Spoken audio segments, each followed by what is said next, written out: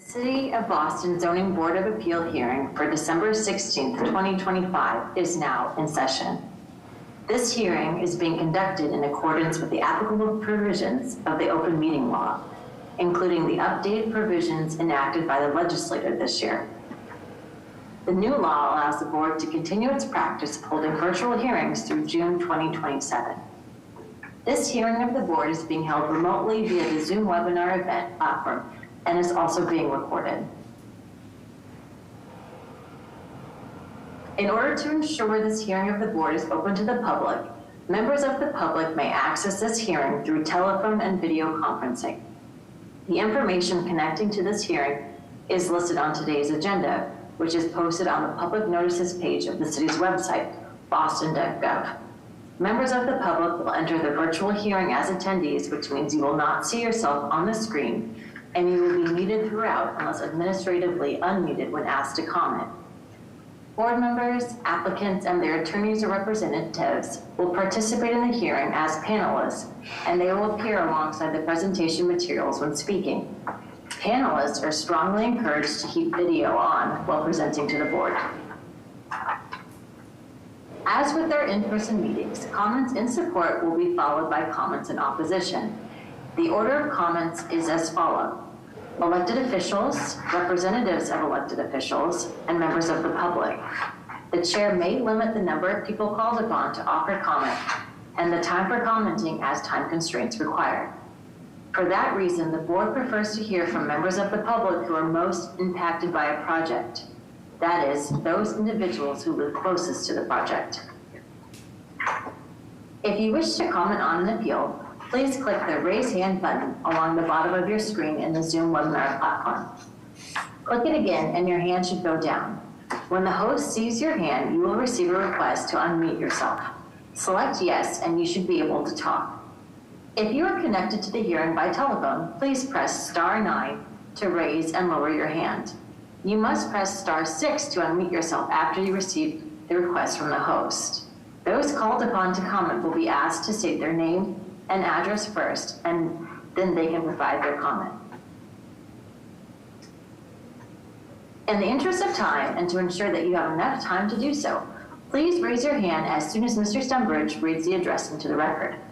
Do not raise your hand before the relevant address is called, or the meeting host will not know to call on you at the appropriate time. We ask that you keep your comments brief, and all public testimony will be limited to 90 seconds per speaker. Thank you. Mr. Stembridge. Good morning, Madam Chair. Present. Good morning. Mr. Valencia. Good morning, Madam Chair. Present. Good morning. Ms. Turner. Good morning, Madam Chair President. Good morning, Mr. Langham. Good morning, Madam Chair, President. Good morning, Mr. Collins. Morning, Madam Chair, present. Good morning, Ms. Pinato. Good morning, Madam Chair, present. Good morning. The floor is yours, Mr. Stembridge. Thank you, Madam Chair. We'll begin with the approval of hearing minutes scheduled for 9:30 a.m. These minutes are from the meetings of December 6th and December 9th. I'll make a motion that approve. Is there a second? Second. Mr. Stembridge. Yes. Mr. Valencia. Yes. Ms. Turner. Yes. Mr. Langham. Yes. Mr. Collins. Yes. Ms. Pinato. Yes. Chair votes yes, the motion carries. Next, we'll move on to the extensions scheduled for 9:30 a.m. I will read through all of the extension requests. They all appear to be reasonable. After I finish reading, we'll turn it over to Madam Chair in case there are any questions on anything. We'll begin with case BOA 1344283 with the address of 1 Rowling Road. Next, we have case BOA 1263429 with the address of 329 Galvin Boulevard. Next, we have case BOA 1137716 with the address of 1750 to 1758 Dorchester Avenue. Next, we have case BOA 836636 with the address of 603 Dorchester Avenue. And the last request for extension is case BOA 1335853 with the address of 46 Parsons Street. And those are the extensions requested for today. Thank you. Any questions from the board? May I have a motion to grant the extensions as requested? Motion to grant the extensions as requested. Second. Thank you. Mr. Stenbridge. Yes. Mr. Valencia. Yes. Ms. Turner. Yes. Mr. Langham. Yes. Mr. Collins. Yes. Ms. Panado. Yes. Chair votes yes, the motion carries. Next, we have a request for extension of time to file a decision scheduled for 9:30 a.m. This is case BOA 1733319 with the address of 22 Pratt Street.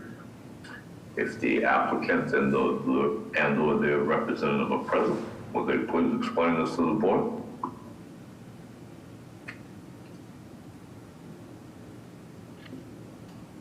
Or if the board would just like to vote on it, we can move ahead in that direction also. Any questions or concerns from the board? Hearing none, is there a motion? Motion to approve.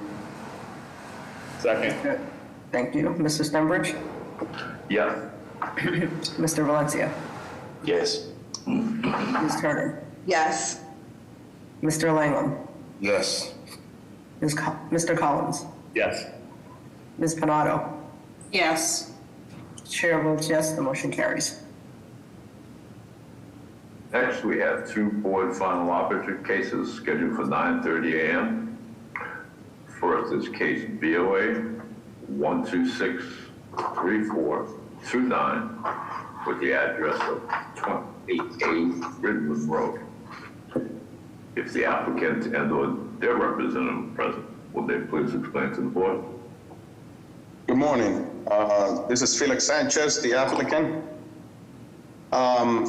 We're here in front of the board today because we'd like to request a zoning for release for a relief of a front motor alignment, motor parking alignment, and the rear setbacks of these proposed project that we're working on. Those are not the actual plans that we will be talking about. It has been modified. We sent them in yesterday, and it looks like they have not been uploaded yet. Does the team have access to that? I can email them to you guys. I don't know if you feel you can speak to it with what's here, or if the team is able to access what he sent. Yesterday, I sent it to Stephanie. Sorry, apologies. Felix, sorry, it's Caroline. Did you upload new plans? Is that It what you was said? yes, we sent in the actual plans for the front alignment, model alignment. So we're gonna have, the plans examiner is gonna have to review the updated plans. So we'll have to defer this to another date. Oh, okay. Do you have, Carolyn, I believe it's just Regis. I'm also with 28A Redlawn Road, and I believe Mark Joseph, Cheryl, the plan examiner, already reviewed it. I'm just not sure why they're not updated.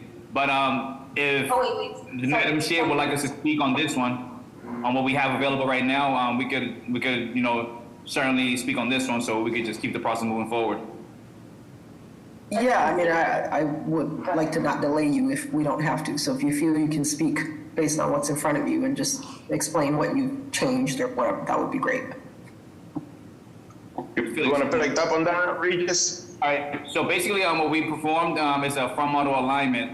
The front model alignment, we determined that the properties directly across from us and also the one next to us, which is 26 Ridlon Road and 25 Ridlon Road, they only have we were able to shrink our front yard setback due to them only having 10 feet and only having 11 feet on the other side.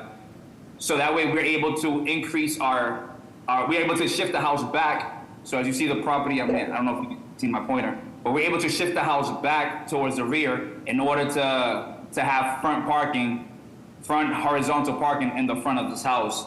By adding the 20 feet, which is what we need for the parking spot. Are there questions from the board?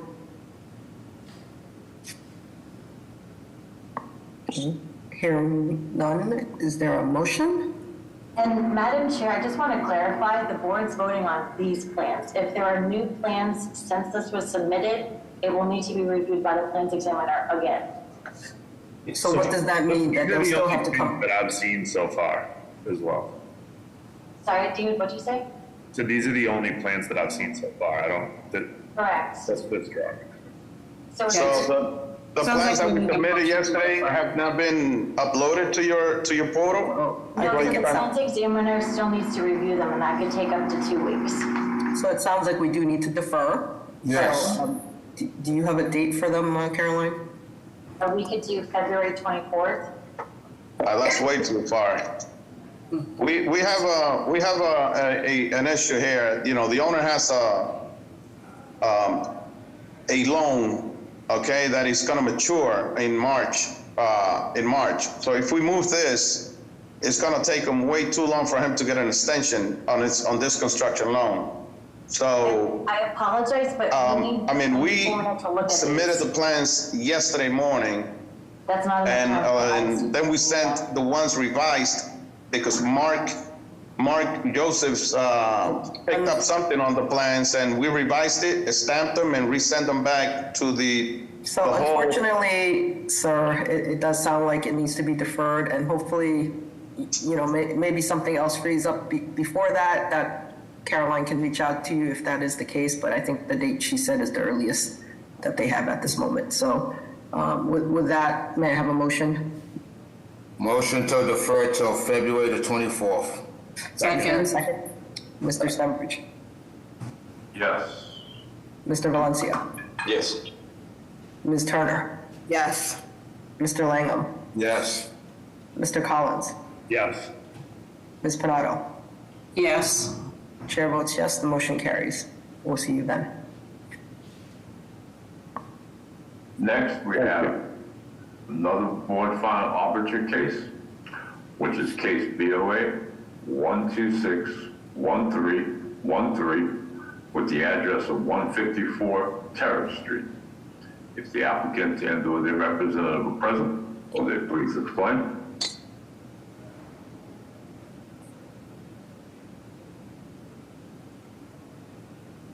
Mr. Luna, is this your case? Your hand has been up. No, my case is Okay. 1703964. Can you put your hand down then? Okay. And All right. is the applicant present for 154 Terrace Street? Do you see anyone, Jesus? Joe Federico, I'm gonna send to you the request to be promoted to the panelist section. If this is your case, please, this is the opportunity to speak. Okay. If not, Madam Chair, I will see. Can you hear me? We can hear you now, sir. I've got my camera on. I'm not sure why it's not showing up there. But hi, Madam Chair. I'm Joe Federico. I'm the owner and developer for the 154 Terrace Street project. Unfortunately, I'm going to have to seek a deferral until February. I was contacted by the Boston Planning Department yesterday, and they asked that I defer this until the notice of project change that I filed has been voted on. So If we could get scheduled for late February, that would be great. Thank you. Caroline, is that February 24th still available? Yes. Okay, may I have a motion? Motion to defer till February 24th. May I have a Second. second? Mr. Valencia? Yes. Mr. Stenbridge? You're on mute, Mr. Stenbridge. Yes, Madam Chair. Thank you. Ms. Turner? Yes. Mr. Langham? Yes. Mr. Collins? Yes. Ms. Pinato? Yes. Chair votes yes, the motion carries. We'll see you then. Great, thank you very much. Next, we have a groundwater conservation overlay district case scheduled for 9:30 a.m. This is case BOA 1758750 with the address of 20 Milford Street.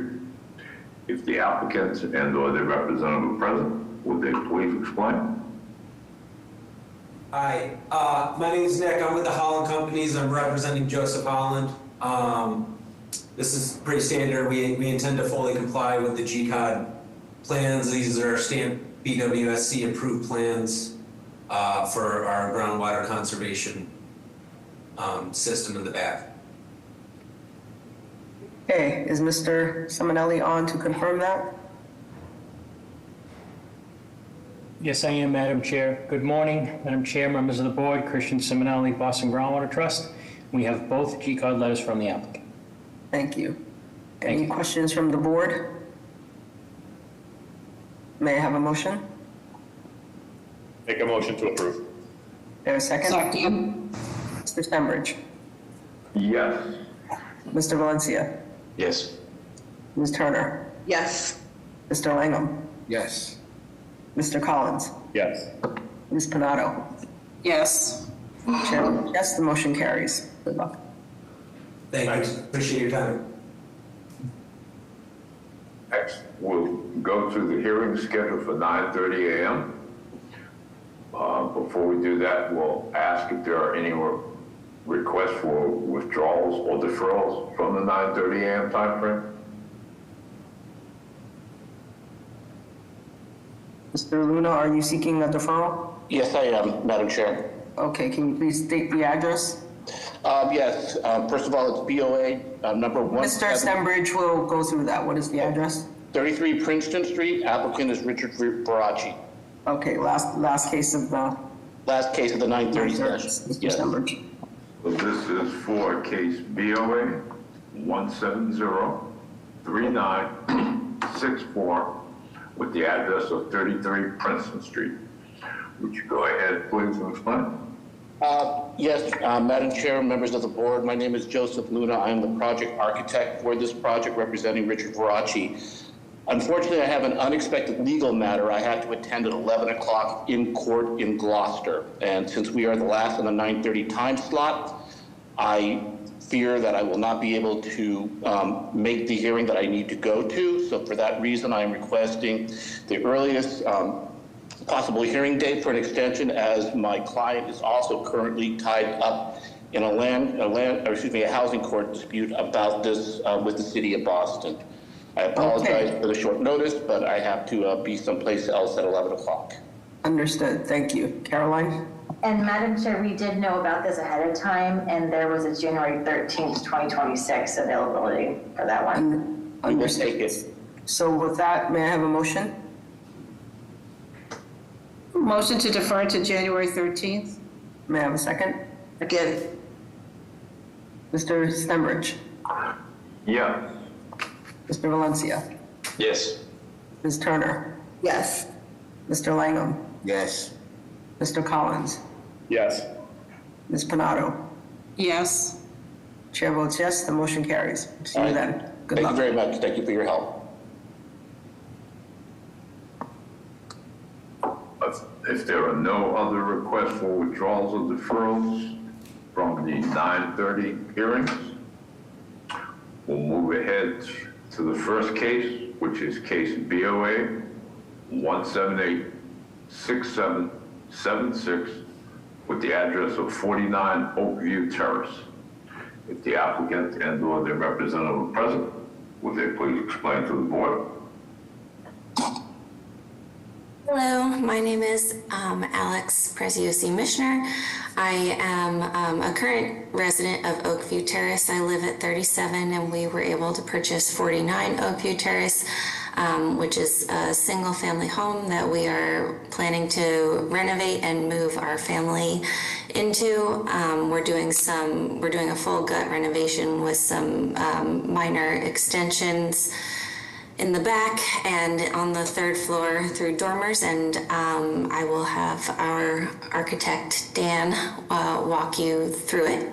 I think he was trying to be made a panelist. I hope he got through. Yeah, I'm here. Okay. Yeah, Madam Chair and members of the board, thank you for taking time to review this project. As Alex said, we're renovating to restore an 1896 home, which includes the rear extension, some extensions of the dormer, and to make the front of the home up to today's standards and more aesthetically pleasing for the street and for the family to use. We can go through, so this site survey kind of shows the update to the existing front porch. The existing front deck, it expands the full front of the home. We're reducing that to be about 50% of the home. And then on the rear side of the home, we're expanding we're kind of squaring off the back of the house to make it all feel more cohesive and expand the usable living space within the home. These are the existing conditions of the home, or the existing floor plans, where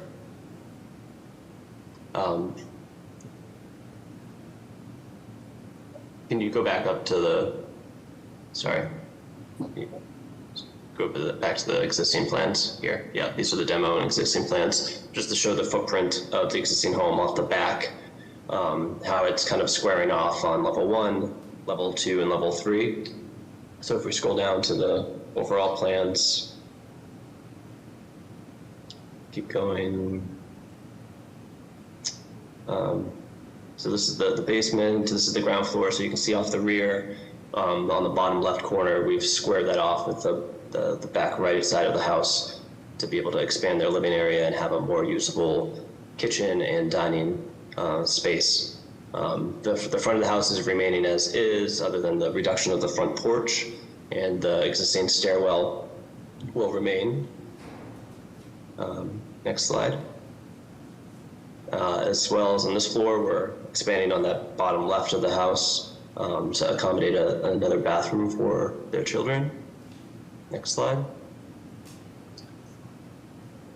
And then on the third floor, where that same extension off the back allows for the addition of their primary bedroom with an office on the street side. And there's existing dormers on the top of the house, on the page on the top and bottom, where the existing dormers, where the staircase currently is, we're extending it down towards the rear of the house to accommodate a primary bathroom. And then on the bottom of the page, we are extending that dormer to accommodate a larger walk-in closet for the family. We can scroll to the elevations. Keep going. Yep, so this is the front of the house on the right.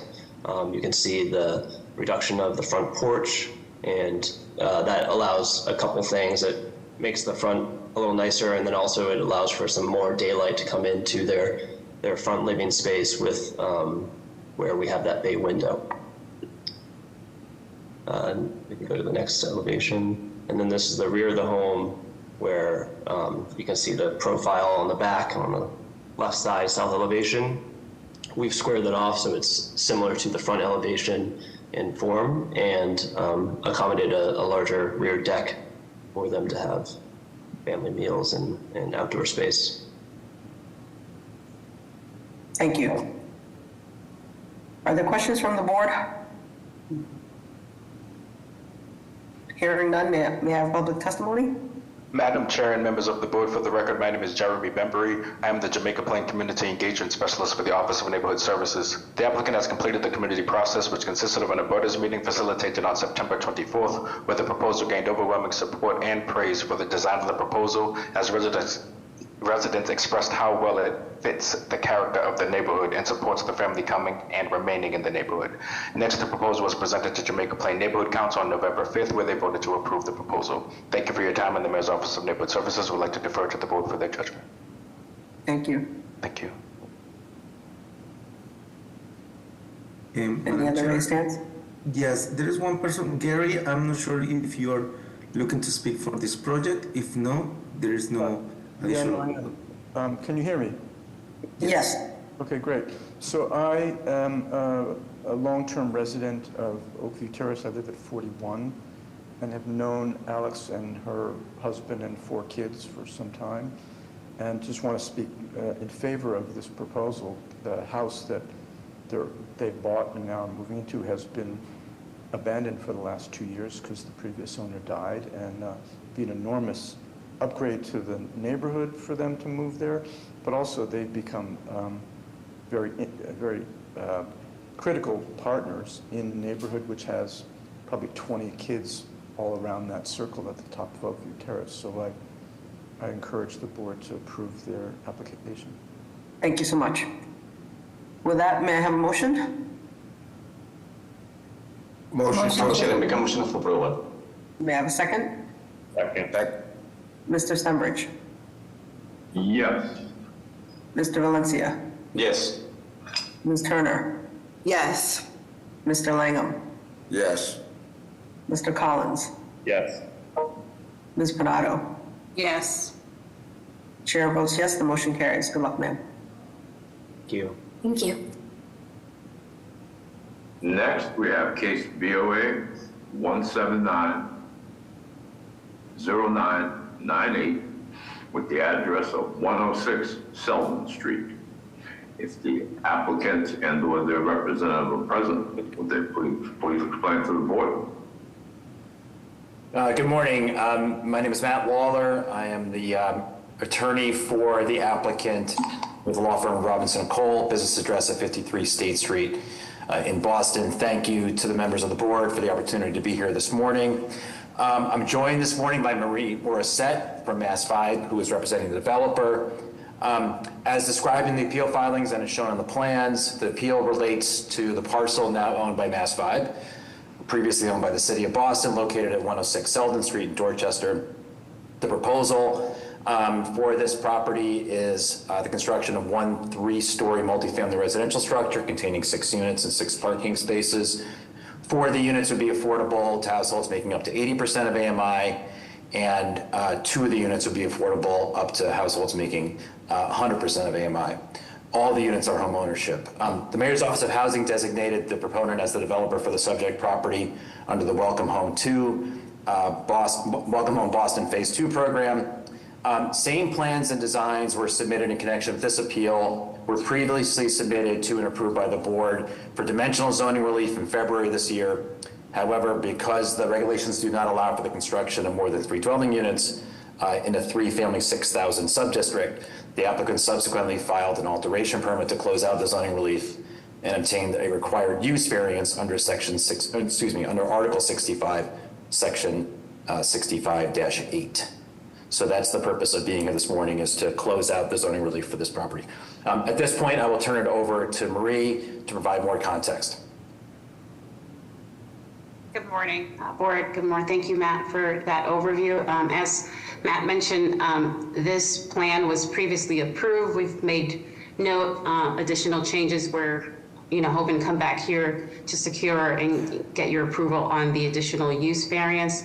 We have completed a community process. We've spoken to all neighbors. There's an existing 6 units right next door. Again, plans haven't changed. We're still moving forward with everything, and we're ready to deliver these new units to the community. So thank you for your time. Thank you. Are there questions from the board? Hearing none, may I have public testimony? Madam Chair and members of the board, for the record, my name is Jeremy Bembury. I am the I am the Mattapan Community Engagement Specialist for the Office of Neighborhood Services. The applicant has completed the community process, which consisted of a subcommittee notification to all abutters and receiving no community feedback. No further community process was required, and the proposal was allowed to move forward. Our office is confident the proposal is non-controversial. Thank you for your time, and the Mayor's Office of Neighborhood Services would like to defer to the board for their judgment. Thank you. Thank you. Madam Chair, there are no additional comments. Okay, with that, may I have a motion? Motion to approve with proviso that the plans are submitted to the planning department for review, for design review. Is there a second? Mr. Stenbridge? Yes. Mr. Valencia? Yes. Ms. Turner? Yes. Mr. Langham? Yes. Mr. Collins? Yes. Ms. Panado? Yes. Chair, yes, motion carries. Good luck. Thank you very much. Really appreciate it. Thank you. Have a good day. Next, we have case BOA 177-6123 with the address of 445 to 451 Columbia Road. If the applicant and or the representative present, will they please explain the case to the board? Hi, my name is Carlos Mariano. I'm doing the virtual in order to change the name of the business. Okay. Questions from the board? May I have public testimony?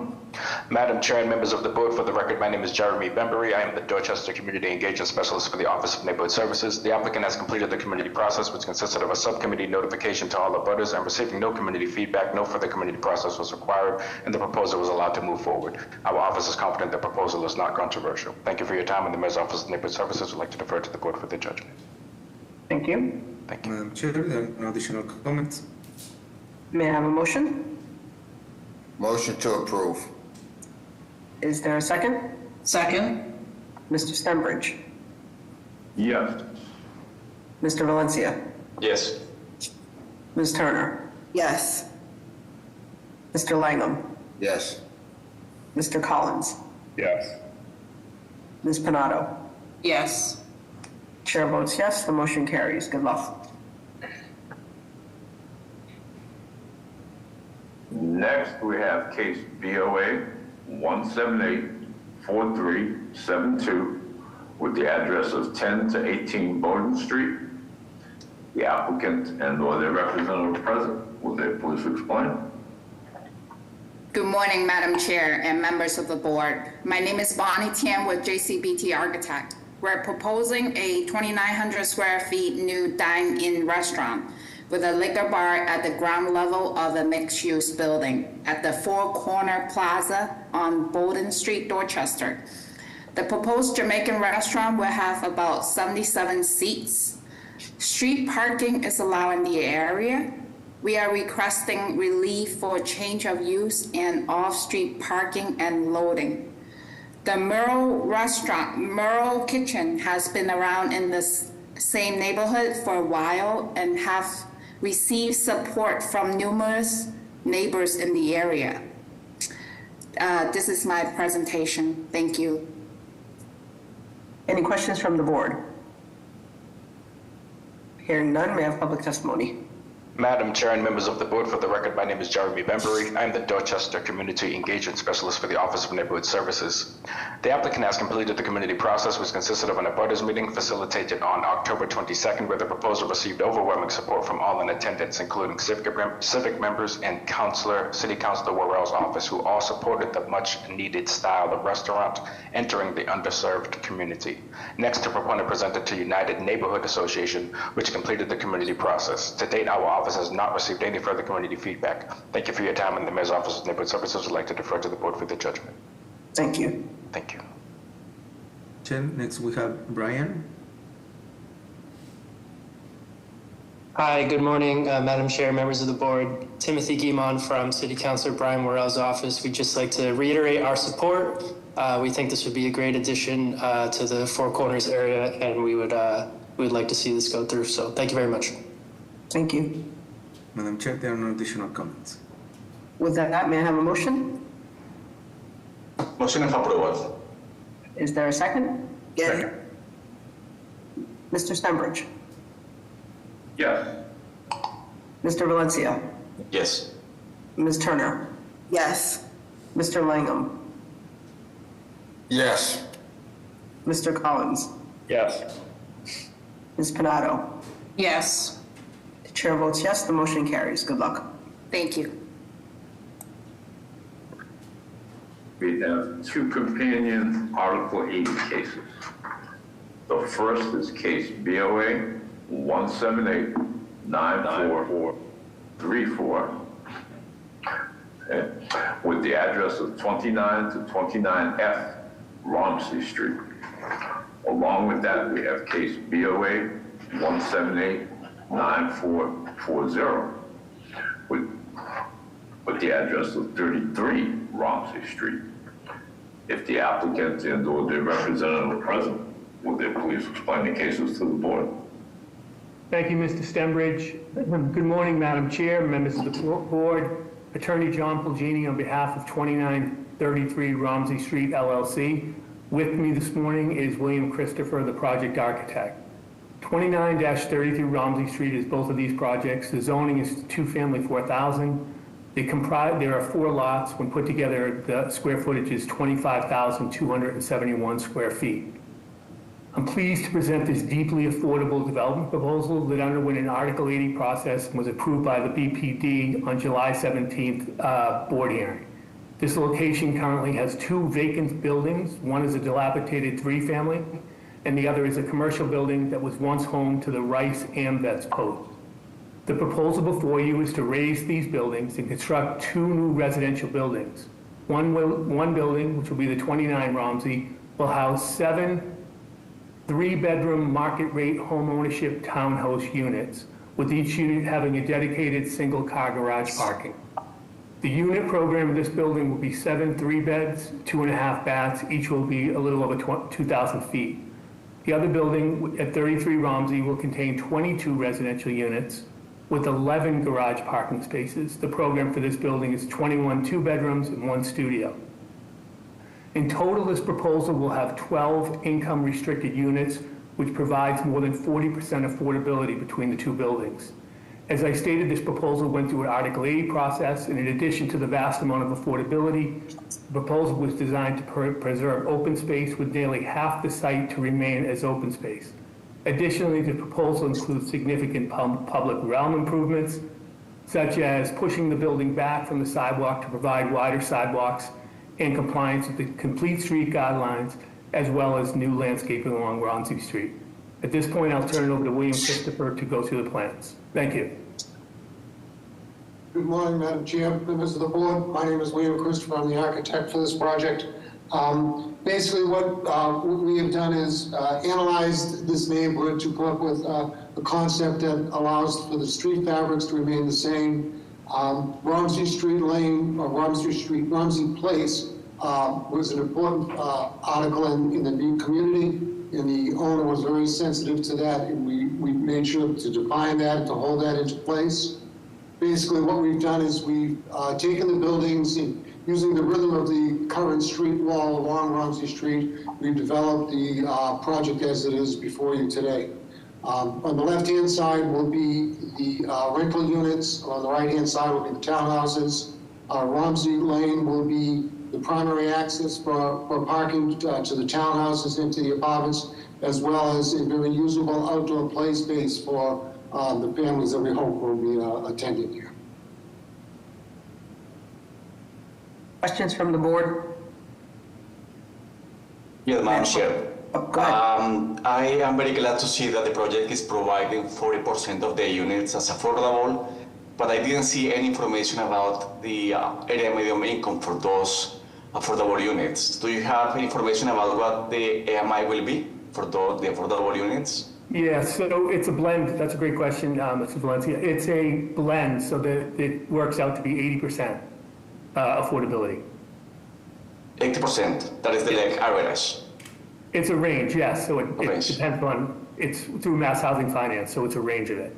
Okay, thank you. Percentage. Thank you. With that, may I have public testimony? Hello, Madam Chair, members of the board. My name is Eva Jones, representing the Mayor's Office of Neighborhood Services. Regarding 29 to 33 Romsey Street, our office defers to the board's judgment. A community process was conducted by the Boston Planning Department beginning on 7/25/25. The feedback that my colleague, the Dorchester liaison, Madison Foley, has received from the community has been significant opposition regarding this proposal. The community feels that the scale of the proposal is far too large and will impact the neighborhood's quality by removing sunlight from direct abutters. A project of this scale will have a stress on a small residential one-way street, including on the parking. The proposal was also reviewed by the Columbia 7 Hills Civic Association at their meeting on 7/17/25. The association voted to oppose the proposal and has expressed that the size, scale, density, and design is not cohesive with a residential one-way street. And because of that, the proposal has also received significant opposition from abutters and will significantly impact their quality of life in terms of sunlight, view corridors, privacy, and adverse traffic patterns. At this time, the Mayor's Office of Neighborhood Services defers to the board's judgment on this matter. Thank you, everyone, for your time and consideration. Hello, Madam Chair, members of the board. Liam Remus from Councilor Fitzgerald's office. Our office would like to go on record in support of this proposal. Thank you. Okay, next, Madam Chair, we have Jessica. Jessica, you have 90 seconds to provide your public testimony. Hello, my name is Jessica Hayes. I live at 23 Romsey Street. I would just like to strongly oppose this, and I hope everyone can take it into consideration, the neighborhood, the size of it. We're a small little one-way street, and this project is just way too big for what we think the street needs. I specifically, my backyard, I'll have no more privacy. The townhomes will look directly on my back porch. There'll be no more trees. There's so many trees out there that give me so much privacy that I feel will just be gone. And then talking about the scale of the project, nothing on the street is taller than 3 stories beside the little facade that's on the front of the triple deckers. And so that will look directly into my bathroom. Their 4th floor will look into my bathroom. I also just think that there's now a new project on Dot Ave for the Murphy's Funeral Home that's going to be coming up with 22 units. And that also is bigger. This is bigger on a smaller side street than that is. And I think with that open streets, the widening the sidewalk, it doesn't fit the size of the street, and it'll affect our quality of life. Okay, and next we have Jamal. You have 90 seconds. Serious allergic reactions can occur. Don't take it. Are allergic to dextromethorphan, bupropion. Hello, can I be? Hi, how you doing? My name is Jamal Briscoe Maxwell. I live at 40 Romsey Street. This new development is going to be built right in front of my home. This project is going to be something that's going to change not just the environment, but how we live on the street. My parents bought this property in 1992.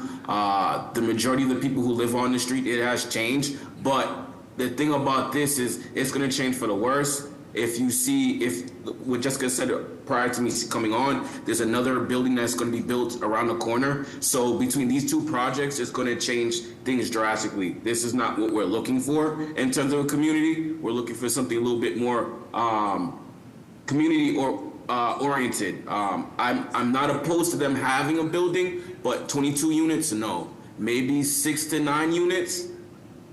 There's other developments that has happened around the street, and I think the highest is maybe 12 units, and they've impacted the street, but not to the extent where these will.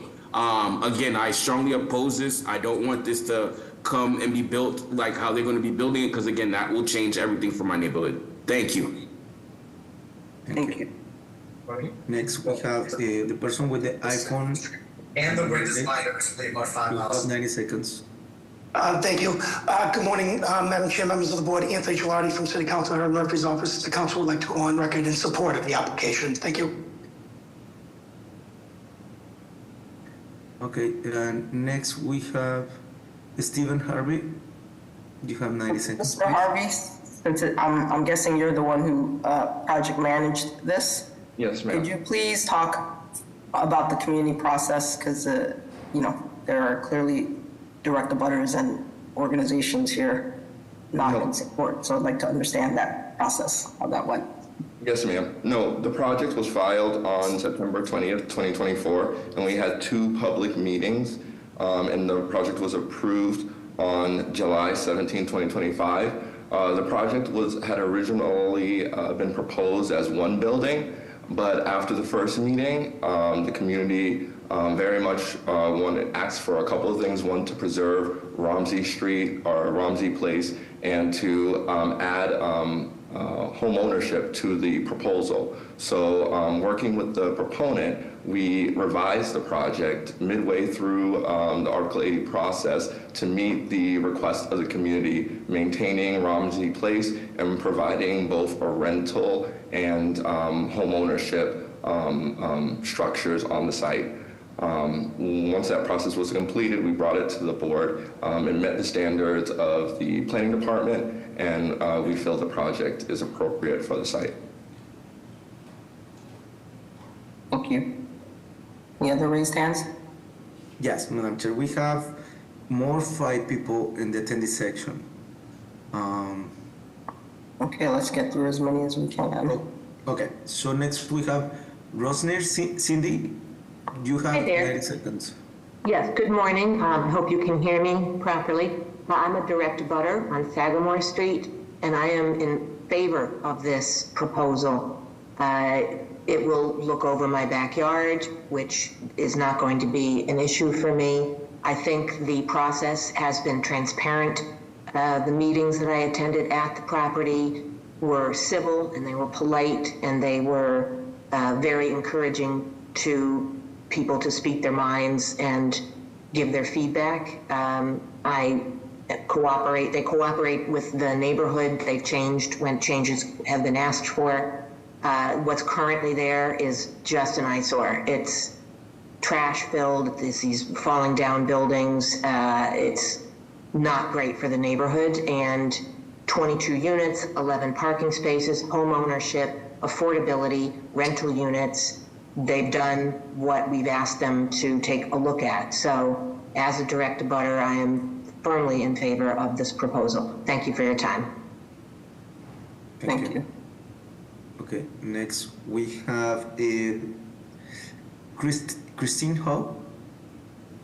Yes, hi, thank you so much. My name is Christine Hogue. I'm planning chair of the Columbia 7 Hill Civic Association. And while both the proponent and the architect are respected members of our community, we did vote to oppose this project. We are in support of housing. We are in support of home ownership. We are especially in support of affordable housing. But this particular project on this particular street, we believe is too large and too big an ask for the abutters. It is a narrow street, and while we do appreciate how well the community and the developers have worked together, we feel very strongly that this project should be smaller in scale, and perhaps something this size should be relocated to a project somewhere on a busy street, which we do support, like on Dorchester Avenue, Columbia Road, Morrissey Boulevard, the site of other large projects which we have voted to approve and support. Thank you very much for your time. Thank you. Thank you. Next we have the person with iPhone. If you can say your name and address, please. You have 90 seconds. My name is Nung, and my address at 411 Adam Street, Dorchester, Mass. 02122. I need to remove the proposal to have the CO for my store. Okay, we're not on your case, so please wait your turn. Thank you. Oh, sorry, thank you. Oh, please continue, Jesus. Okay, the next is Matthew.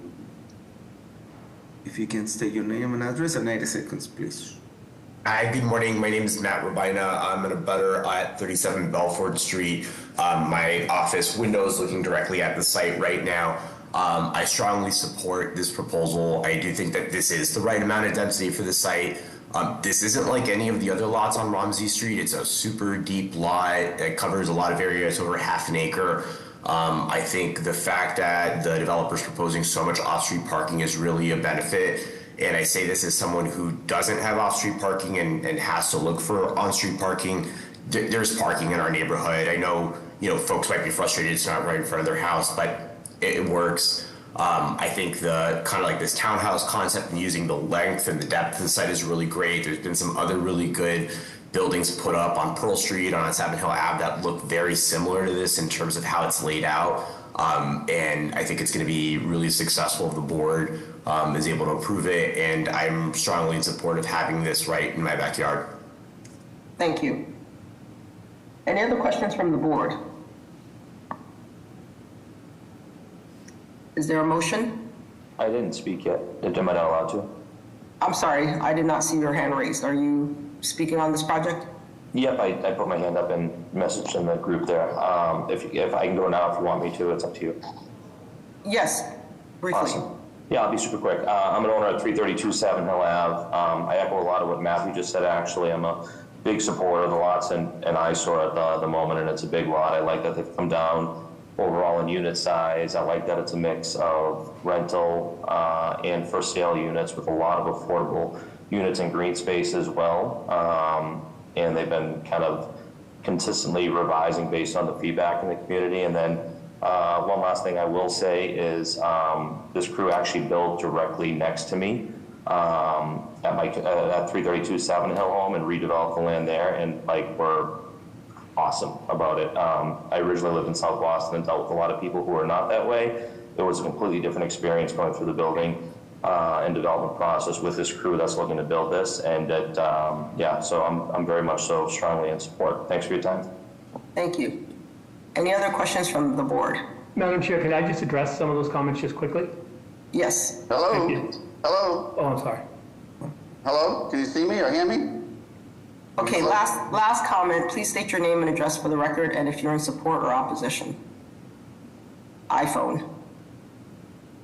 Okay. iPhone with raised hand. Okay, please proceed, Mr. Cordini. Sure. I just want to say... Can someone hear me? I'm so sorry. This is Jeannie Gould. Can anyone hear me? I'm very sorry. I don't know how to... last comment, Ms. Gould. I'm so sorry. I don't know how to do this. Bear with me. So my name is Jeannie Gould. I live, and that was my brother, I think, trying to get on. And so I'll speak on his behalf.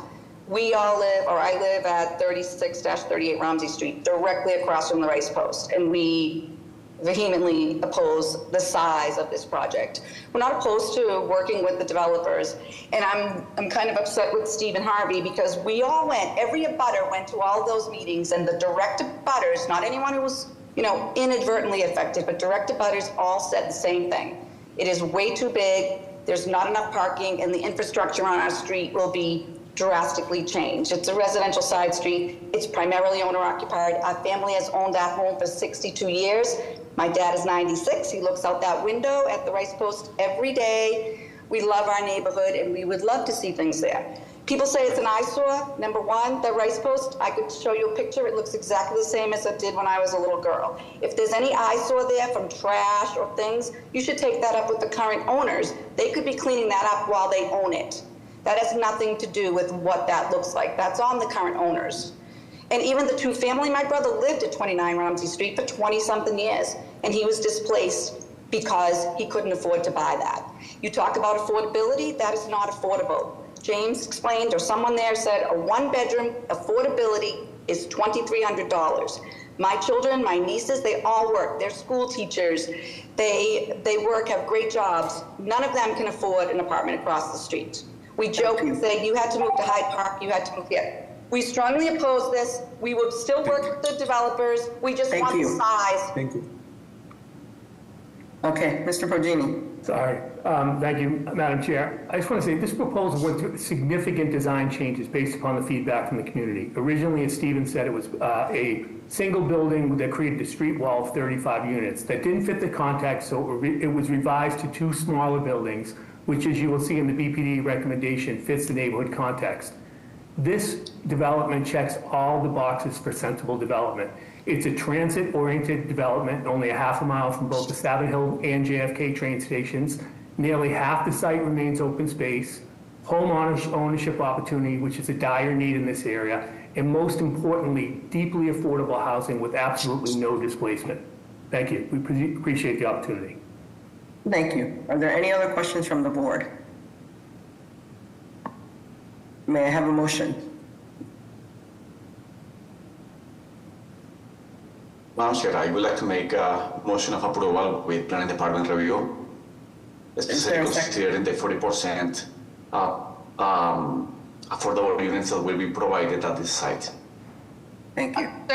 Absurd. Is there a second? Second. Mr. Stenbridge? Yes. Mr. Valencia? Yes. Thank you for listening to us. Ms. Turner? Yes. The thick Mr. Lang. skin. Jesus, I'm gonna have to vote yes, no. Can you kindly mute folks who are not presenting or, yes. No, I won't. Mr. Langham? No. Mr. Collins? Yes. Ms. Bernardo? Yes. The chair votes yes, the motion carries. Thank you, everybody. Enjoy your holidays. Next, we have case BOA 1787087 with the address of 14 Winthrop Street. If the applicants and/or their representative are present, would they please explain the case to the board? Yes, good morning, Mr. Secretary. Good morning, Madam Chair, members of the board. Joseph Feaster from the law firm of Dane Torpy, 175 Federal Street in Boston.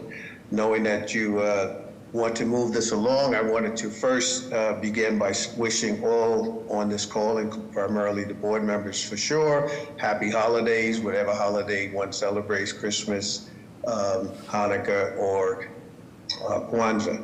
I do represent the developer in this case, and I want to thank the Mayor's Office of Neighborhood Services for providing the opportunity for us to meet with the community in very significantly. Just to speak briefly about the project, and Madam Chair, will only be 2 other individuals who will speak. One will be Nasira Burrell, and the other will be Dave Saladick, who is from the Mass Design Group, who will explain the project in great detail. But I wanted to give a sense of this meeting. There was an extensive community process that has gone on over a long period of time, and I'll have Nasira talk about the process which even preceded the current proposal that's before the board. This is going to be a 2-story building for a birthing center. It will have its building that will have 6,800 square feet. It will have off-street parking, and it will have open space, and all of this will be going in. You don't need to move the plans. I'm not going to do the plans. I'm going to leave that for the other, for the architect to do that. There has been extensive support for this project, and certainly you will hear some opposition, members of the board, but we have submitted extensive letters of support from abutters, from neighborhood, from community with regards to this project. So with that as a backdrop, I'd like Ms. Burrell, Nasira Burrell, to tell you about what the birthing center will be, and then Dave Saladick to take you through the plans. Nasira? Appreciate it, and I know you're going to do this anyway, but you know, we do have, you know, some board members heard you the prior time, some were not sitting, and so you could just make sure you're explaining changes from your last presentation. That would just be great, like, you know, things that have gone down in size, et cetera. Thank you. Good morning, Madam Chair, members of the board. My name is David Saladek, and I'm going to go into some of that right now. I'm an architect with Mass. We're leading the redesign of 14 Winthrop Street. So I'm going to start by recapping where we've been. We've shared a slide deck. Would it be possible to share that on the screen rather than the plans?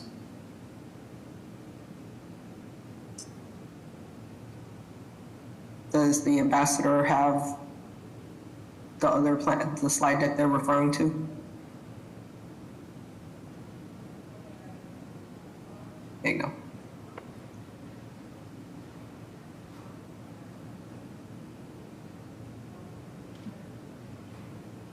Is that what you're looking for? Yes, thanks so much. Yeah, that'll help illustrate the changes that we've made. So if we could go to slide 2, please. Some of you may remember in 2023, initial designs for a larger 20,000 square foot project were shared in a neighborhood meeting. Community feedback was that project was too large. We agreed, and as a result, one of the core project partners relocated, reducing the scale of the project to around 11,000 square feet. And this proposal was the one that we brought before the ZBA back in February of this year. Today, we return to you with an even smaller building, approximately 6,800 square feet, and containing only the birth center. There are no additional partners in the project, no office space, no gathering spaces, and community shared space has been removed. We've also increased the parking count from 11 to 14 spaces per community feedback, which adequately accounts for staff and patients of a birthing center of this size.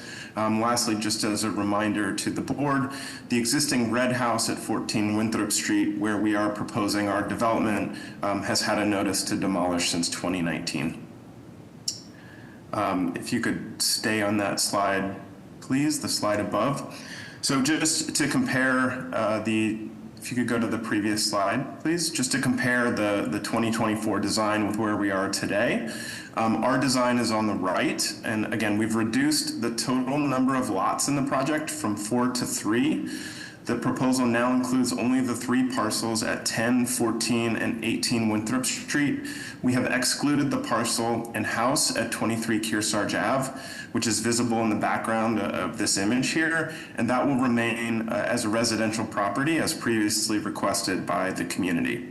We've reduced the total built area of the project from 10,500 square feet to 6,800 square feet, as we said, while maintaining 2 stories in height.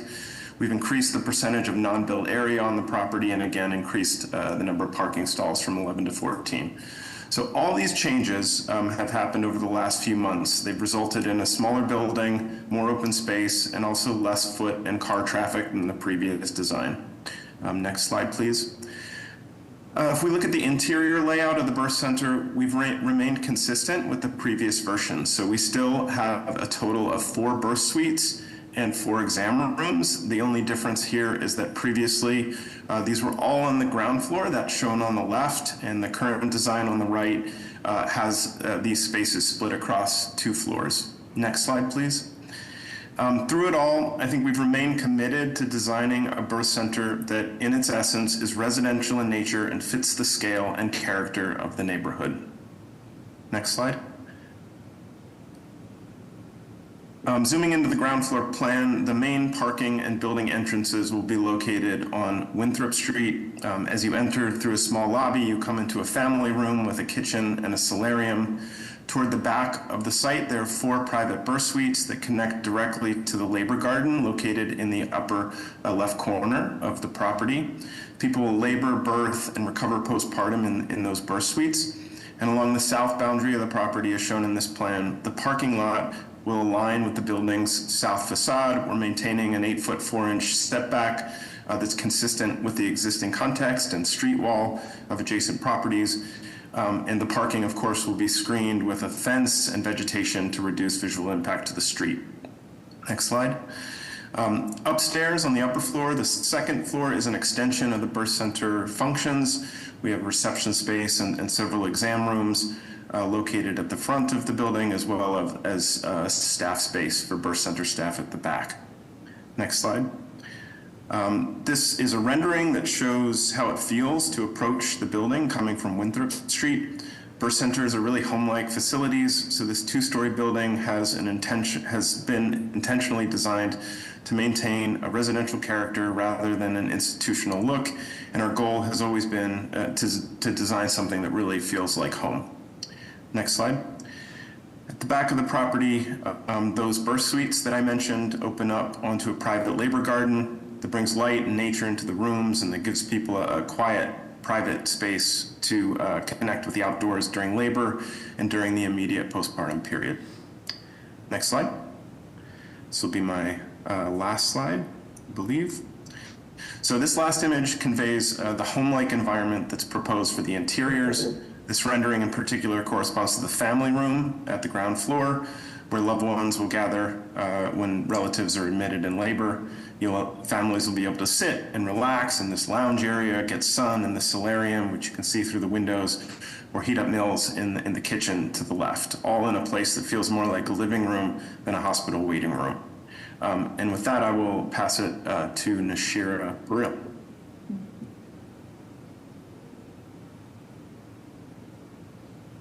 Apologies, I'll pass it to Attorney Feaster. Thank you very much, David, for that presentation. Nashira would have talked about what the birthing center is, but I think, Madam Chair, that the board has sufficient information with regards to what will be provided at the birthing center. You can see that my client has had extensive conversation and took into account much of what the community has raised and tried to address that, and has reduced the project in size, created additional open space, has maintained a building that can be used for residential use, has increased the off-street parking, so I think they have been receptive. So with that, I turn it to you, Madam Chair, in order for you to deal with the Q&A. Thank you. Actually, sorry, Attorney Feaster. Dave and I just flipped order, so I do have a few things I'd like to share about the birth center before we turn it back to the board, if that's okay. Sorry about that, Madam Chair. No, just that's very okay. briefly, Nashira, please. Very briefly. Can I have the slides back? That would be great. I'll be very brief. Thank you. We'll go right to after where Dave was. There's a community context slide on number 12. Thank you. Yes, so as Attorney Feaster said, my name is Nashira Burrell. I'm the director of the Neighborhood Birth Center. And for those members of the board who did not meet us in February, I want to briefly just talk about why having a birth center is important to Boston, but also why this site is in particular key to our success. We first began with negotiating an emergency transfer agreement with Boston Medical Center, and then we looked for property. It was really important to find property that was just a few minutes transfer to BMC as well as Longwood, and that allowed us to create a neighborhood-based sanctuary for low-risk birth and care.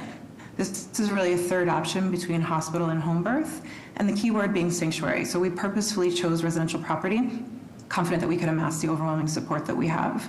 Next slide. I'll skip the next one. We've talked a little bit about our process, and you can skip that one as well. One more. I'm just catching up, making up time here. This one's great. What are birth centers?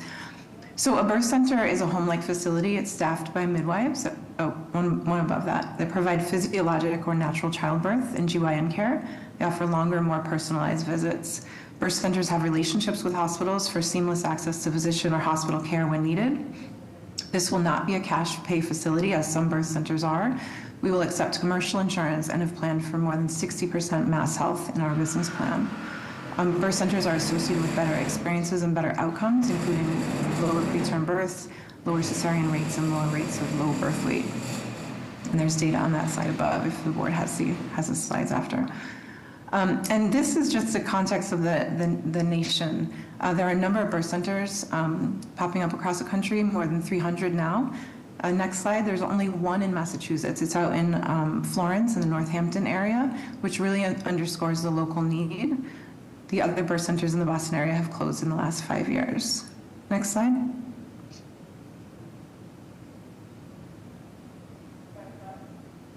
Next slide. We can even go one more. This just shows you the closures and those that are in development. And I'll end on this, one more. My most important slide is just above this. Thank you. Last time around, it was suggested to a commercial property, somewhere down on Washington Street or Melanie at Cass. And if I can leave you with one thing today as you head into your decision, I hope that it's this, that across the country, midwives catch babies in houses and birth centers just like this. What we're talking about is a 4-bedroom home that looks like a home and feels like a home and has a luxurious green space. It's staffed by midwives where people can come for affirming and life-saving care.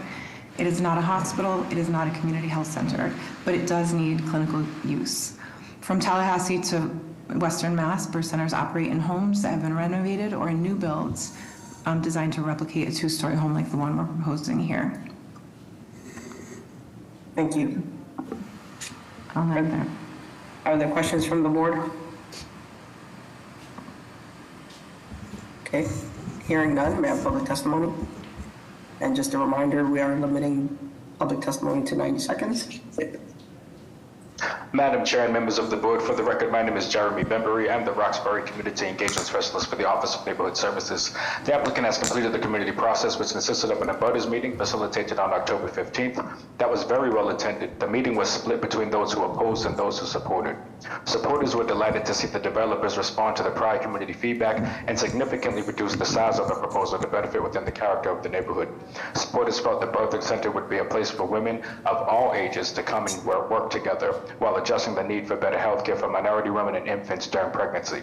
The opposed, many from Winthrop Street, cited the current zoning of the residential parcel, voicing their opposition to providing a variance for the forbidden use of a clinic in a residential neighborhood. And abutter was adamant the neighborhood is not opposed to a birthing center, but rather opposed to changing the zoning and building a commercial development in their neighborhood they feel should remain solely for their residential use.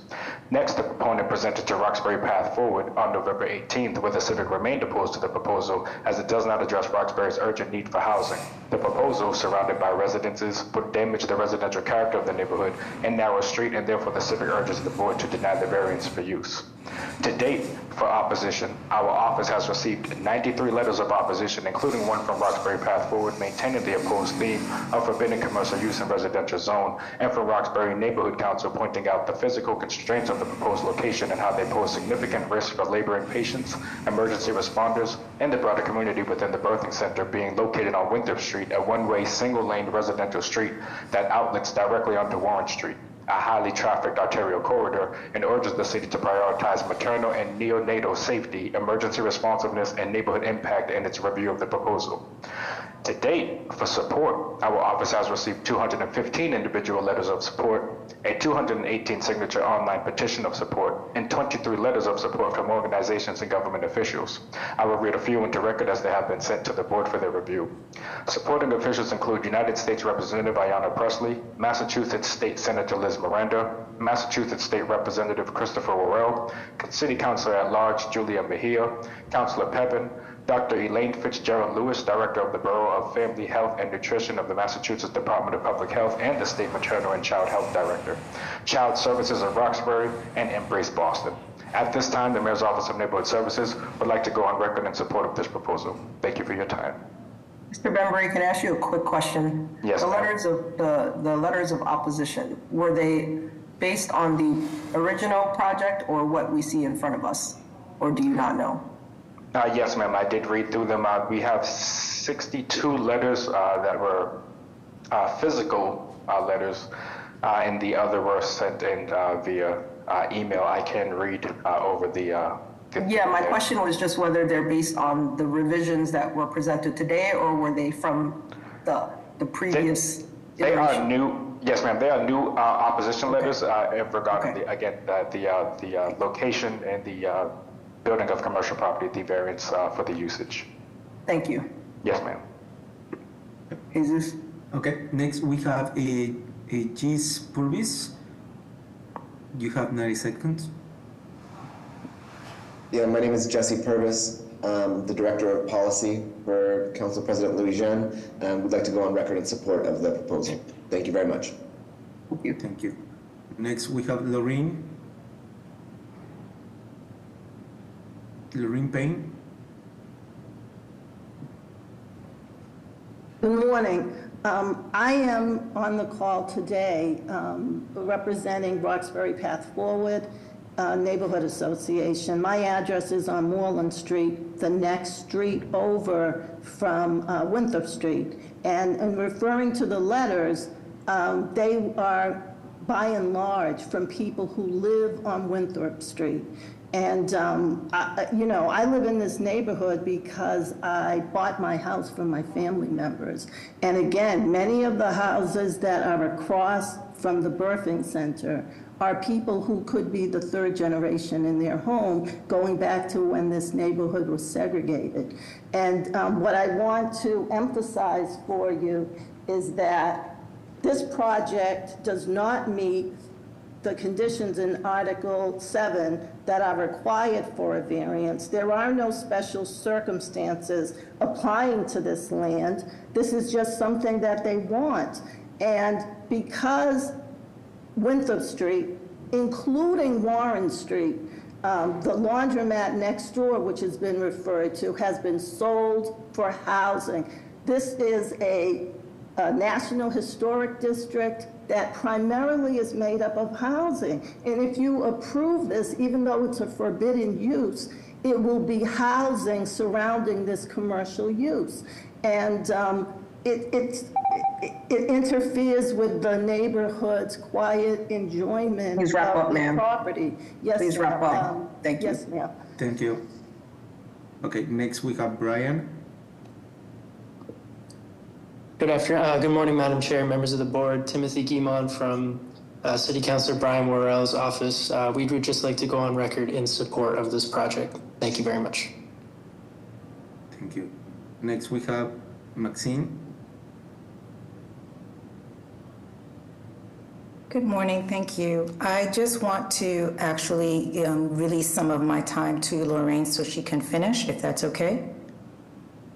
But I live on Montrose Street, not too far from there, and I oppose the project for the same reasons that zoning needs to maintain residential so that we can have more affordable homeownership for the community, as this is a forbidden use, and I vehemently oppose it. Thank you. Thank you. Next we have Rachel. Good morning, Madam Chair and members of the board. My name is Rochelle Centeo, and I'm here on behalf of State Senator Liz Miranda, who represents the 2nd Suffolk District and strongly supports the Neighborhood Birth Center proposed at 14 Winthrop Street. We recognize the land use decision can raise real and heartfelt concerns, and we want to acknowledge the community members that have shown up today. What is important for the board to know is that this proposal has been meaningfully changed since it last came before you, specifically in response to those concerns.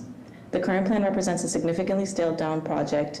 The building footprint has been reduced nearly 3 times the size that it initially was proposed. The project is now only a birth center. There are no additional nonprofit offices or gathering spaces, which means less foot traffic and fewer daily trips. Senator Miranda's support for this project is grounded in both local need and state policy. Last year, she helped pass a comprehensive maternal health omnibus bill aimed at improving birth outcomes across Massachusetts, particularly for communities that experience the highest rate of maternal morbidity and mortality. This legislation recognizes what the data makes clear. We must expand access to safe, culturally responsive, and community-based birthing options alongside hospital care. The Neighborhood Birth Center directly advances the goals of that legislation. Birth centers are proven to improve outcomes, reduce unnecessary interventions, and provide family-centered care, especially for Black birthing people who continue to face unacceptable disparities in maternal health. The request for clinical use variance does not threaten the neighborhood with commercial rezoning. It's a small home-like facility, thoughtfully redesigned to fit its surrounding while meeting market need. Senator Miranda respectfully urges the board to review this application through both the zoning and public health lens. Thank you. Thank you. Next, we have Cheryl. Hi, Cheryl Spence. I live at 33 Montrose Street, unit number 3. I'm opposed to the birthing center. I would just like to say that, as in the contrary to what Joe Feaster says, we didn't ask for more parking, we didn't ask for outdoor space, and we didn't ask for a smaller footprint. It's still a commercial space in a residential area. There's no reason that it should be approved. It was denied the last time. Also, I feel that the presentations shouldn't be about a birthing center. It should be about zoning, and I have not heard anyone from the proponent speak about zoning. Also, I would like to say that Representative Worrell and Miranda do not represent that neighborhood. So what they want should go into their neighborhood. Thank you. Thank you. All right. Next, we have Sophia Abi. Thank you. Good morning, members of the Zoning Board of Appeals. My name is Sophia Abdi. I serve as the Senior Community Engagement Manager for Congresswoman Ayanna Pressley. I am here on behalf of Congresswoman Pressley in support of the Neighborhood Birth Center's proposed project. Boston families deserve access to safe, culturally responsive, and community-centered maternity care. This project advances that critical goal. For far too long, Black and brown birthing people have faced disparities in access, outcomes, and experiences within our healthcare system. Community-based midwife-led care offers an affirming alternative that centers dignity, choice, and trust. Approving this project will help ensure more families can give birth in an environment that supports their health, autonomy, and well-being, while also ensuring strengthening public health and advancing racial equity. With that, Congresswoman Pressley respectfully urges the board to approve this project. Thank you for your time and consideration. Thank you. Thank you. I'm sorry, I think the person for iPhone 8. Yes, thank you. Good morning, Madam Chair, members of the board. Anthony Girardi from City Council, Aaron Murphy's office. The council would like to go on record as being opposed to this project. Thank you. And we're going to try to get through as many as possible. So if folks can just briefly state their support or opposition, that would help us get through everyone. All right, so we are going to the attendee section. We're going to start with Denise Malice. You have 9 seconds. Names, please. My name's Denise Malice. Thank you for letting me speak. I live at 16 Moreland Street and am considered an abutter. I oppose this, stand with the neighborhood in opposing this. This is a David and Goliath situation. We do not have the voice and the political reach that the birthing center has, and so it diminishes our vote. I am opposed to this because this is still 3 parcels of residential land, not just 1, but 3. Okay, there's going to be a housing on Corsage, but that is just to allow this to seem different. I would like to say that Roxbury Neighborhood Council doesn't support it, and I would also like to say in meetings, the lawyer that represents the birthing center could not tolerate any negative feedback, continuously cut us off and belittled our opinions. That meeting had only opposition. Nobody spoke that was for it. So I hope that you can hear our voice and consider that we are against the zoning and not the commercialization of this neighborhood. It's commercial free. Thank you. I'm gonna ask folks to speak quicker if we want to hear everyone, because we do have 20 cases after this. Thank you. Okay, next we have Garrison Trotter. Sorry, Connie Ford representing Roxbury Neighborhood Council. The Neighborhood Council, we support expanded community-based maternity care and respect the role freestanding birth centers play for low-risk pregnancies. However, our concern is not the model of care, but whether this specific location can safely support laboring mothers in emergency response within minutes when it really matters.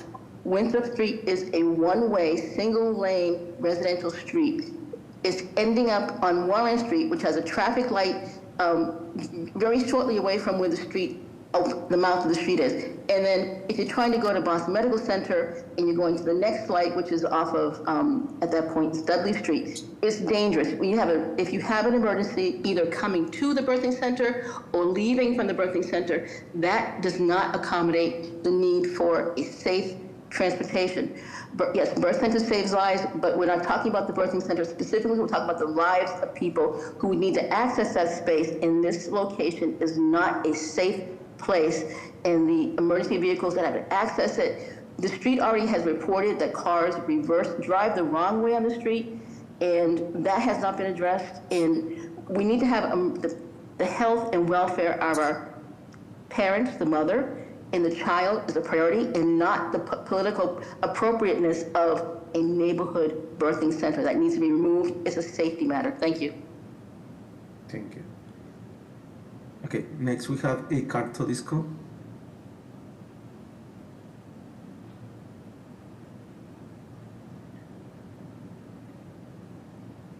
So in the interest of time, I think we can take about 5 more people. So I would encourage folks to also put their feedback in the chat. Good morning, this is Carl Tudisco speaking. I live at 60 Winthrop Street. I've been a longtime resident. I am opposed to the project. It's because it is changing zoning from residential to commercial, and I'm very afraid that if this board looks at it and lets it change, that's going to set a precedent in our neighborhood that housing is needed, and we don't need commercial in the neighborhood when all the major boulevards have commercial that are surrounding us. And we're not against the birthing center, we're against it being in the wrong place. That's all. Thank you. Okay, next we have, I think, somebody from the elected official rep, China Tyler. Hi, yes, Rep. China Tyler. I'm here. Can you hear me? Yes, ma'am. Hi, yes. Good morning, everyone. Thank you so much for taking me out of turn. I'll keep my remarks short, and I really appreciate being on. And I just think that at this time, based off of my research and just hearing it and doing my best to reach out to both the neighborhood of Butters as well as the entity looking to be able to bring forth this birthing center in Roxbury, that a ton of more work needs to be done in making this possible. I was able to speak to the birthing center leadership team and was able to present some other ideas. And I just, again, think that there are other ideas and other, other things that we can bring about to be able to have the best partnership with the birthing center coalition. You guys are aware that the Boston Foundation just came out with a recent report on housing 2025 here for the city of Boston. And it really speaks a lot towards a lot needs to be done as it relates to housing. And so I hear a lot of constituents being concerned about, what could potentially be done with housing in this area and why they're pushing back on making this a commercial space rather than it being a housing zone for housing, which it is now. And again, I just think that a lot of work just needs to be done around this conversation and more innovative ideas need to be put forth. So thank you so much for having me. And I look forward to continuing this conversation. We'll be happy to come back if they're offered another opportunity to work with neighbors to make it work for everyone. But I just think that more work needs to be done here. Thank you. So thank you for having me. And And next, one second, my computer is frozen. Okay, Marilyn.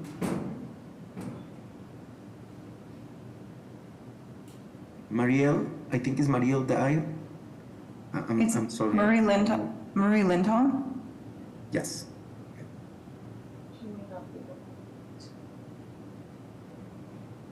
Can you unmute yourself? Okay. Okay, keep going we have a few more hands and, we have your feedback in the I chat. understand that, but you've let everybody else talk. I'm testifying on behalf of the Neighborhood Birth Center proposed location on Winthrop Street. I've lived on Montrose Street for the past 51 years, and I'm a member of the Historic Moreland Street Neighborhood Association, another community organization, which includes Winthrop, Moreland, Fairland, Copeland, Dunreath, and Whiting Streets. I have consistently supported and been attending the birth center group's meeting at community locations for the past 4 years. The need for a birth center in Roxbury is self-evident. The maternal mortality rate for Black women in the U.S. is 3.5 times higher than those of white women. The birthing centers offers midwives and doulas who will provide quality prenatal and postpartum depression care in a personalized and supportive environment. The proposed birth center has a welcoming design and is within the 10-mile radius of BMC should emergency care be needed. Our community has evidenced the support for this project by attending meetings and providing written documentation. It's also the worthwhile effort, it's a worthwhile effort which is also supported by elected officials, as you've heard, including the governor, who supported $1 million grant in October 24 for the development of 3 birthing centers in Worcester, Northampton, and Boston. This project should not be abandoned because of misguided fears over possible commercialization. All right. We have 9 more people. Well, we can do as many as we can. I don't think we can do all of them. So Nadine, I think, had her hand up as an abutter. I would like to hear from direct abutters. If you're not a direct abutter, can you lower your hand?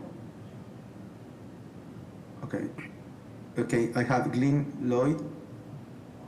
Great, thank you. I'm a resident at homeowner 15 Montrose Street, and I'm in support of this project. I'll start with 3 quick points. I have a personal experience. My oldest daughter, I drove my wife to the Cambridge Birth Center. It took her 30 minutes, and it resulted in a beautiful water birth, which was magical. So I know the power of the birth centers personally. I've witnessed the team here at the Neighborhood Birth Center over the last few years be thoughtful and have listened, and most importantly, have adjusted. One being the size of the space, and now preserving the home at 23 Kearsarge, providing a residential scale, looks like and feels like a home, which is what we're talking about in this community, like how do we get more residential feel. And for someone who lives right here, I've seen the proliferation of high-cost condos and luxury apartments changing the fabric of our community. This is a chance for a local Black-led nonprofit doing amazing work to set roots, an important legacy for the neighborhood, helping maintaining cultural diversity, which we treasure here. I'll hand my time back over. Thank you.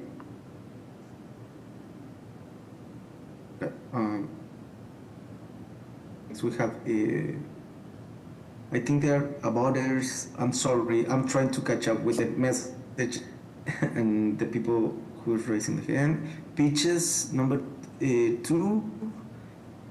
Yes. You have 90 seconds, please. Can you state your name and address for the record and whether you're in support or opposition? Yes, good morning. My name is Danielle Bob. I live on 31 1/3 Street. I'm a direct abutter. I strongly, wholeheartedly support the Neighborhood Birthing Center. I feel that Roxbury has the highest for birthing rate. I feel that the Neighborhood Birthing Center has a strong mission, a unique mission to support women delivering healthy babies. And I humbly ask the board to support the Neighborhood Birthing Center on Winthrop Street. Thank you. Thank you. I'm going to encourage folks to put your feedback in the chat. We do have to wrap up. We'll take one more. Jesus, can you pick Nadine Riggs? I guess her hand has been up a while. All right. I'm sorry, but the next person that I see is Sofia Perez.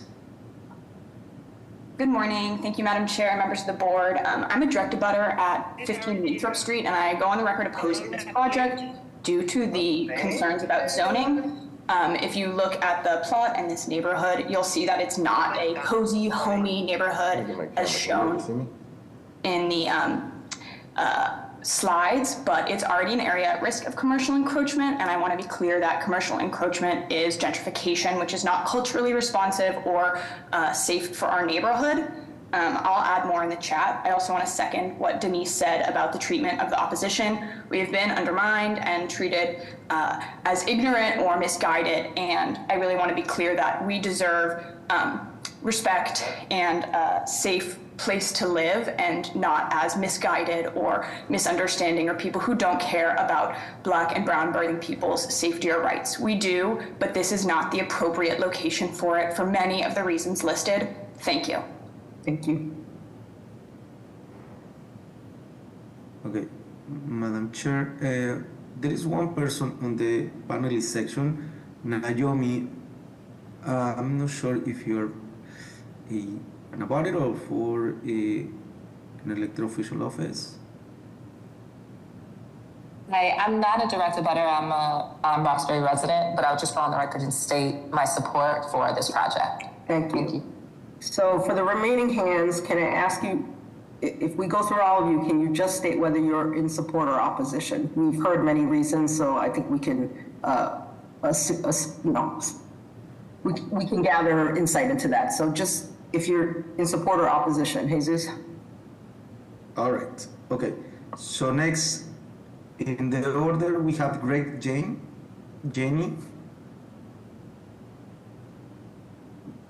Keep going. Okay. If not, we have. Oh, I'm here. I'm sorry, I didn't unmute it.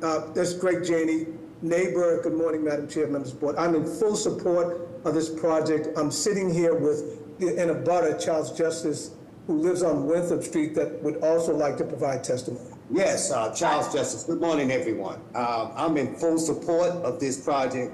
I'd like to add that there has been a clinic on that street before. And for everyone who's been there for a while should know of this. I think it helps the community, and I'm in full support. Thank you. Thank you. Thank you. Okay, next we have Aldo. Hi, my name is Aldo. I live on 15 Winthrop Street, and I strongly oppose this project. Thank you. Thank you. Next we have the phone number with 719316. Keep going. Okay. Yep. No, we need to wrap this up. Next we have Tara, registered Curry. Hi, good morning. I am in a butter at 22 Winthrop Street, and I strongly support this project. Thank you. Thank you. Next, we have Marit Besaler. Yes, hi. I live at 43 Winthrop Street, and I strongly oppose this project. I think that it is a red herring. Please keep going. Just your name and address and support or opposition. That's it. Next, we have Nadine Riggs. Hello, this is Nadine Riggs at 43 Winthrop Street. I have Mary Jane, who is a director butter, and another butter here to speak. I am opposed of this project, and it comes down to this is a zoning issue. It is not a healthcare debate. We have a right to keep our area as residential. And my biggest concern here is if this project, it's not about if and when this project leaves that space, it's about what happens if they're allowed to go here. Because if they're allowed to have this project, it opens the door for anyone else who can come in, buy a building, tear it down, and put in commercial space. It's not fair. Thank you. All right. I have Okay. Director Butter. Okay. I don't know if the applicant wishes to briefly address these abutter concerns. There are two people. I hope you. I have asked as many people as I could, so I'm going to turn it back to the abutters and to the board members. Attorney Feaster, I was going to pose the safety question. Yes. I would like for you, Nashira, but very, very briefly, I think you have stated the case. I think, Madam Chair, that the architect has done design. I recognize the opposition. And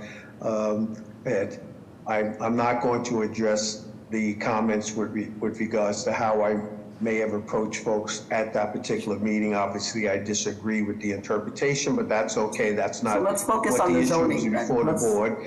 The zoning here, the zoning that we have is on as well as was not read. We had off-street parking, the use regulations, and dimensional regulations, and the applicant has sought to address the off-street parking issue by increasing the number of parking spaces. The use, we understand that. And this discussion, as you know, Madam Chair, I represent a lot of clients throughout the entire city of Boston, and these are the types of conversations that do come up. But I know through the wisdom of the board, you look at these things from the standpoint of weighing all of the issues as it relates to whether variances would be granted. And in this particular case, I will argue that my client has addressed many of the community concerns in this discussion about this is a zoning issue and this is a commercial issue. My client's not proposing a commercial project. My client is presenting a wholesome environment for women to, in a safe place, to be able to deliver their children. And the issues about the access, I will last say, I'm familiar with Winthrop Street. My wife grew up on Winthrop Street, so I am familiar with it. So I think that we've addressed it, and I'm not sure that we need to add more to that. I leave it to the wisdom of the board. Are there other questions from the board? I do have a question. Yes, Ms. Turner.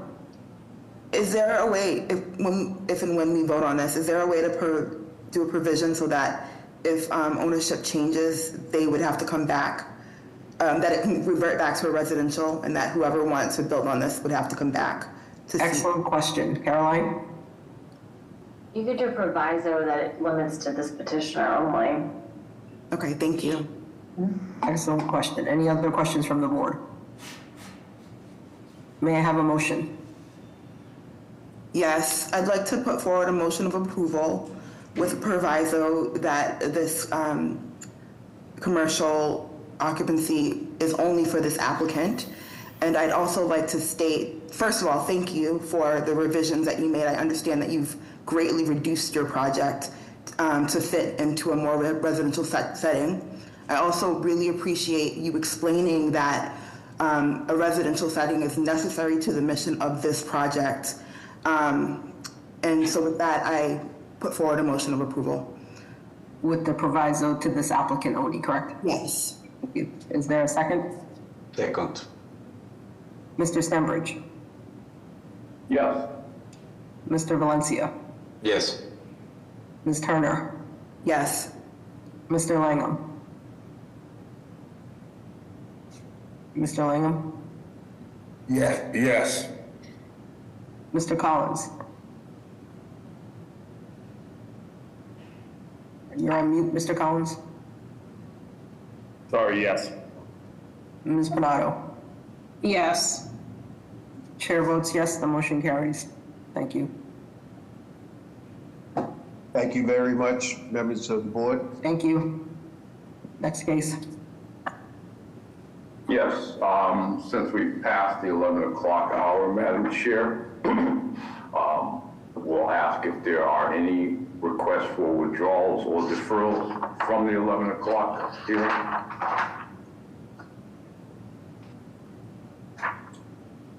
If not, then we will return to the 9:30 hearing, and we will go to case POA 176-0009 with the address of 2A Rossmore Road. If the applicant and/or their representative are present, will they please explain the case to the board?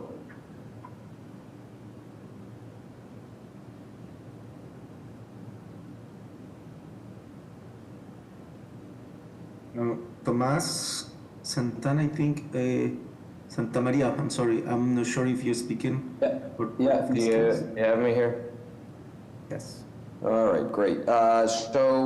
And I think Colleen is also present. Basically, I bought this building last December, and at the time, it was rented to Boston's Boxer Club, which is the commercial space on the first floor.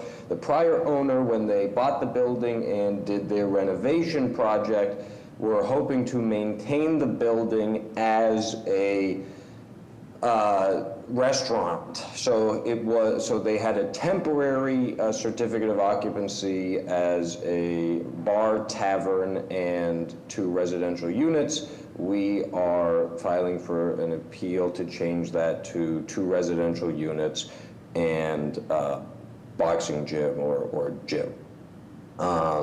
We've been through the community processes. I'm pleased to report that they went well.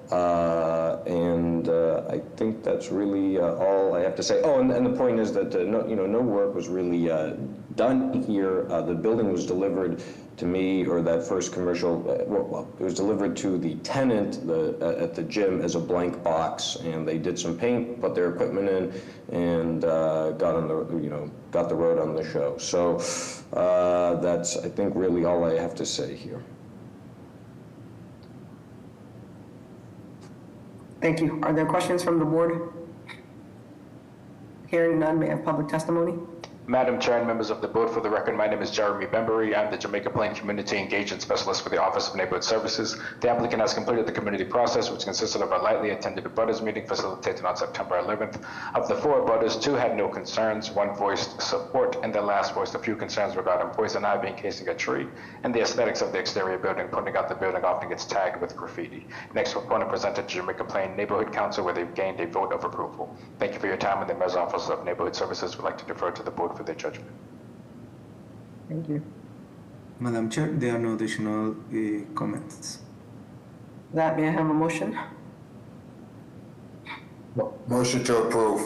Is there a second? Mr. Stemrich? Yes. Mr. Valencia? Yes. Ms. Turner? Yes. Mr. Langham?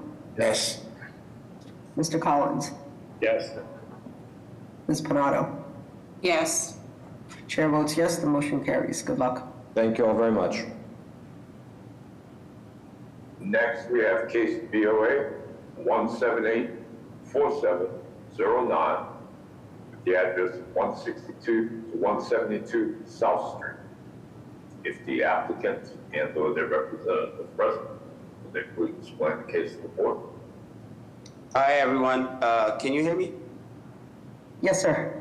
Hi, everyone. My name is Alexander G. Michelle, and together with my brother, Barry St. Julian, we're in the process of opening A&G Liquor Store on 170 South Street in Jamaica Plain. We respectfully believe that our recent denial and our change of occupancy request may have been made in error, as our location is a part of an active commercial plaza with multiple established businesses operating directly besides us on either side, several of whom have shared that they have previously encountered similar misunderstandings regarding zoning. Our space itself was previously a hair salon. We have been diligently persevering throughout challenges throughout this process, but the delay in approval has significantly hindered us in our ability to begin operations and move forward respectfully. Sorry. We truly appreciate your time and consideration, and we hope our request encourages a closer look so that we can begin contributing to this long-standing business community. And if you could go onto the 3rd slide for me, please. You'll see the storefront and the fact that it's a plaza and already in a commercial zone. Is the ambassador able to forward the slides as requested? Yes. Down one more, please. And now down to the last one, if you could, please. And that is all. Are there questions from the board? Yes, I do have a question. Are there other liquor stores nearby? Like, where's the next closest one? So there is one about 500 yards away. It's Happy Market, but they aren't a dedicated liquor store. They do sell liquor, but they are technically a grocery store. They don't advertise liquor outside. They don't deliver liquor or offer any memberships. Thank you. Are there others in the area besides Happy Market? Maybe about a mile out, or maybe 0.8 miles. There's Forest Hills Liquors on the opposite side of us, and that's about it. Thank you. Thank you. Other questions from the board? Does Mr. Hampton wish to comment on the use issue? Thank you, Madam Chair, members of the board.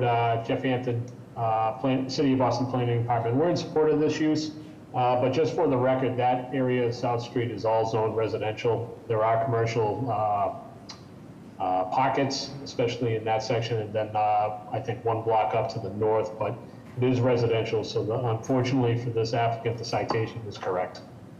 Thank you. With that, let's have public testimony.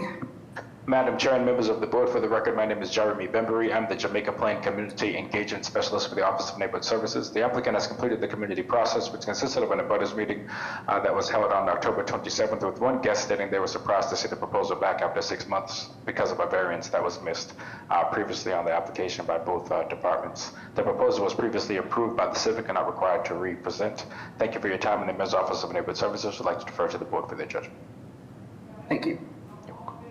Madam, there are no additional comments. With that, may I have a motion? Motion to approve. Is there a second?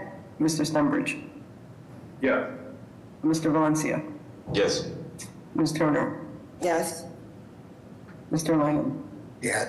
Yes. Mr. Collins? Yes. Ms. Panado? Yes. Chair votes yes, the motion carries. Good luck. Thank you, board. Next, we have case BOA 1765807 with the address of 764A Tremont Street. If the applicant and/or their representative are present, will they please explain to the board?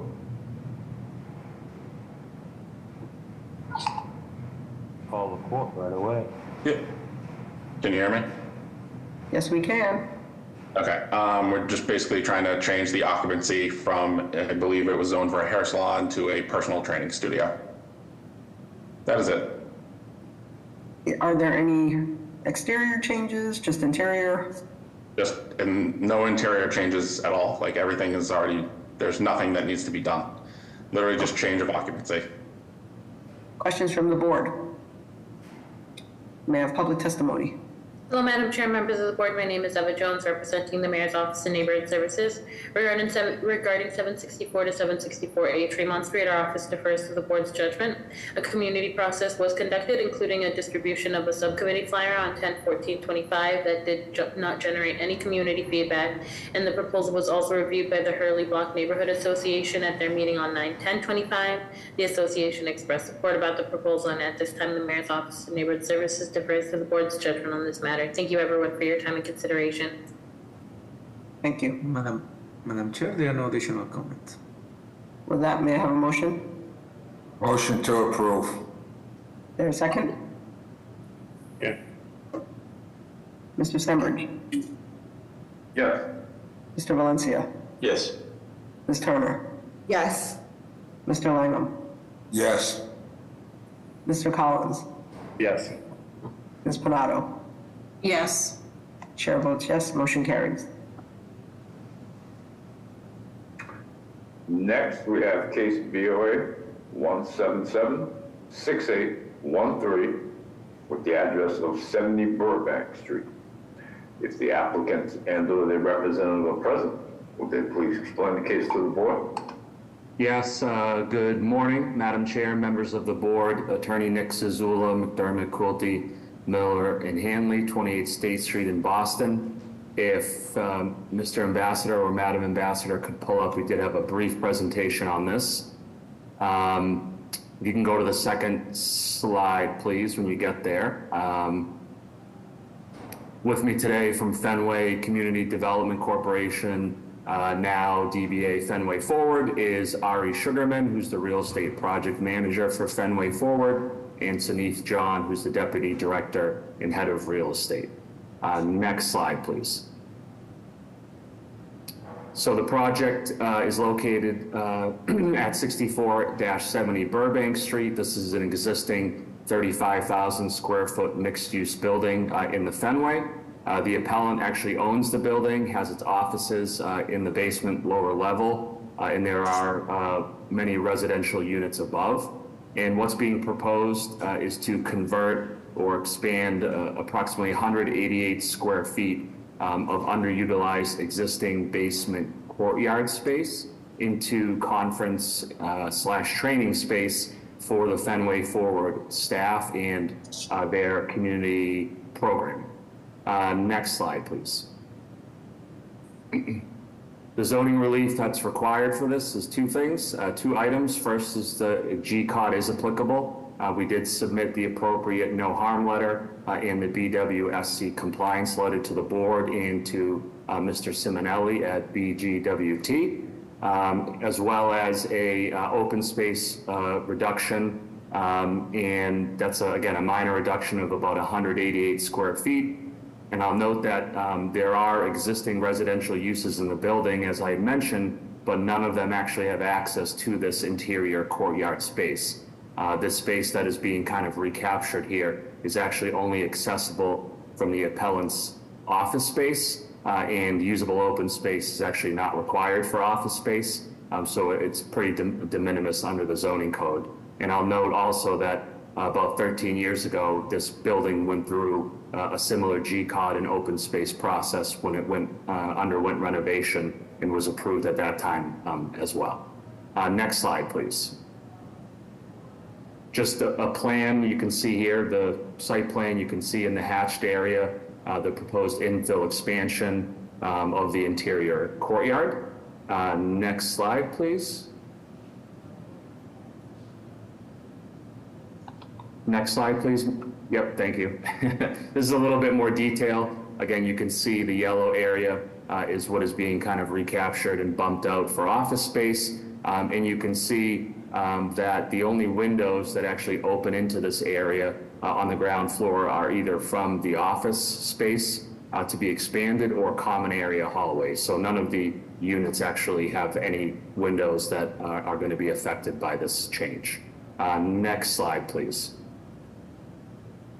Very briefly, just to show you the existing conditions that we're talking about, completely paved over area, not really utilized or utilizable exterior space. And it will just, this is the area that will be expanded for that 188 square feet.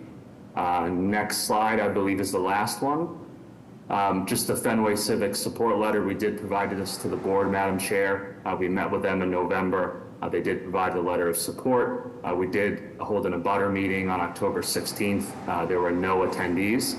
And I'll just finally note that we did receive a planning recommendation of approval for the project. Next slide, Mr. Ambassador, I believe is just a final slide. So I'll end there, Madam Chair. I know it's been a long morning. Happy to answer any questions that you might have. Thank you. Are there questions from the board? Hearing none, may I have public testimony? Madam Chair and board members, Siggy Johnson with the Office of Neighborhood Services. This applicant has completed a community process. Our office hosted an abutters meeting on October 16th at which no concerns were raised. The Fenway Civic Association is in support of this application. With that background, our office defers judgment to the board. Thank you. Thank you. Thank you. Next, we have Christian Simonelli. Please, you have 9 seconds. Good morning, Madam Chair, members of the board. Christian Simonelli, Boston Groundwater Trust, and we have both GCOD letters from the applicant. Thank you. Okay, thank you.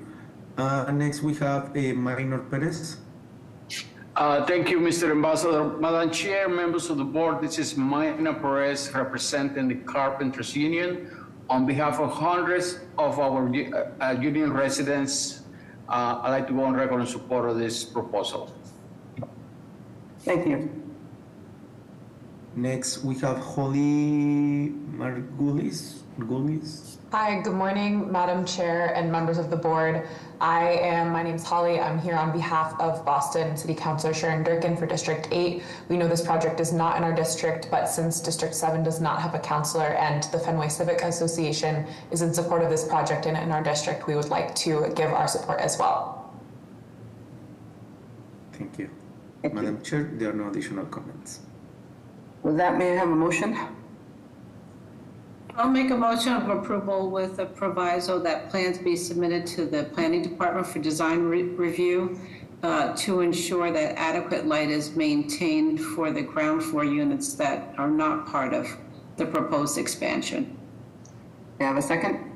Second. Mr. Stenbridge? Yes. Mr. Valencia? Yes. Ms. Turner? Yes. Mr. Langham? Yes. Mr. Collins? Yes. Ms. Panado? Yes. Chair votes yes, the motion carries. Good luck. Thank you very much. Happy holidays. Thank you, everybody. Next, we have case DOA 17603 763, with the address of 35 to 37 Bradford Street. The applicant and or their representative are present. Will they please explain? Good morning, my name is Christopher Barry. I'm the architect for the project and representing the owner, Campbell Edlund, who was not able to join us at this time.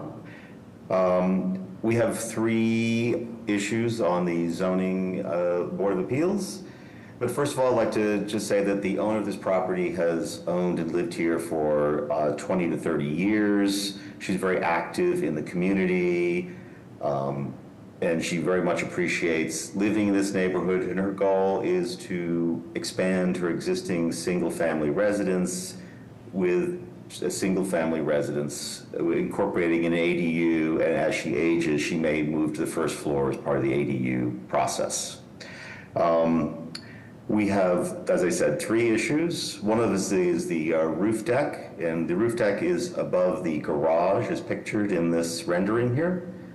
The one issue that we do not comply with Article 34, Section 64, is that the roof deck does not have a 5-foot setback off the building line.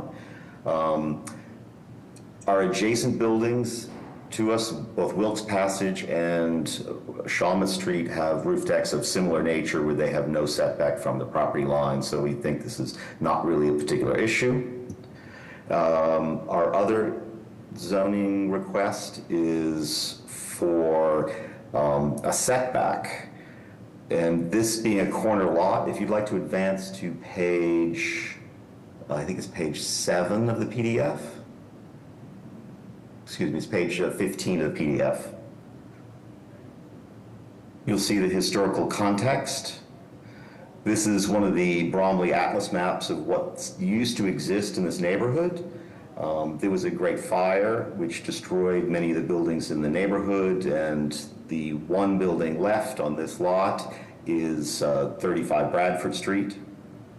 Previously, this area was occupied by row houses with 0 lot lines and party walls. So in terms of the zoning, we don't believe we have a rear yard. We believe we have what would be considered 0 lot line or party walls. But in that context, we have provided a setback. It's minimal at 18 inches at one point and 3.5 feet at another point. So we do have a setback incorporated into the project. Also, with the Parks Department, there's a required or a 6-foot setback as part of their procedures, and this adds to what would be considered a setback of approximately 10 feet in some cases. And the third item on our list is, I don't know, tell me what the third item is. Oh, Article 25A, and we have elevated all the new living space to the 2nd floor, so thus we have no living space on the ground level, and otherwise are in compliance with 25A. Thank you. Are there questions from the board? Hearing none, may I have public testimony? Hello, Madam Chair, members of the board. My name is Eva Jones, representing the Mayor's Office of Neighborhood Services regarding 35 to 37 Bradford Street. Our office defers to the board's judgment on this matter. A community process was conducted, including an abutters meeting held on 10/27/25 that was well attended by South End community members. The feedback from this meeting was mostly support of the project, and the applicants need to create privacy on their property. Although there was some concerns about shadows on abutting windows and the loss of sunlight from those abutters. Additionally, we did receive 6 letters in support expressing support for the proposal.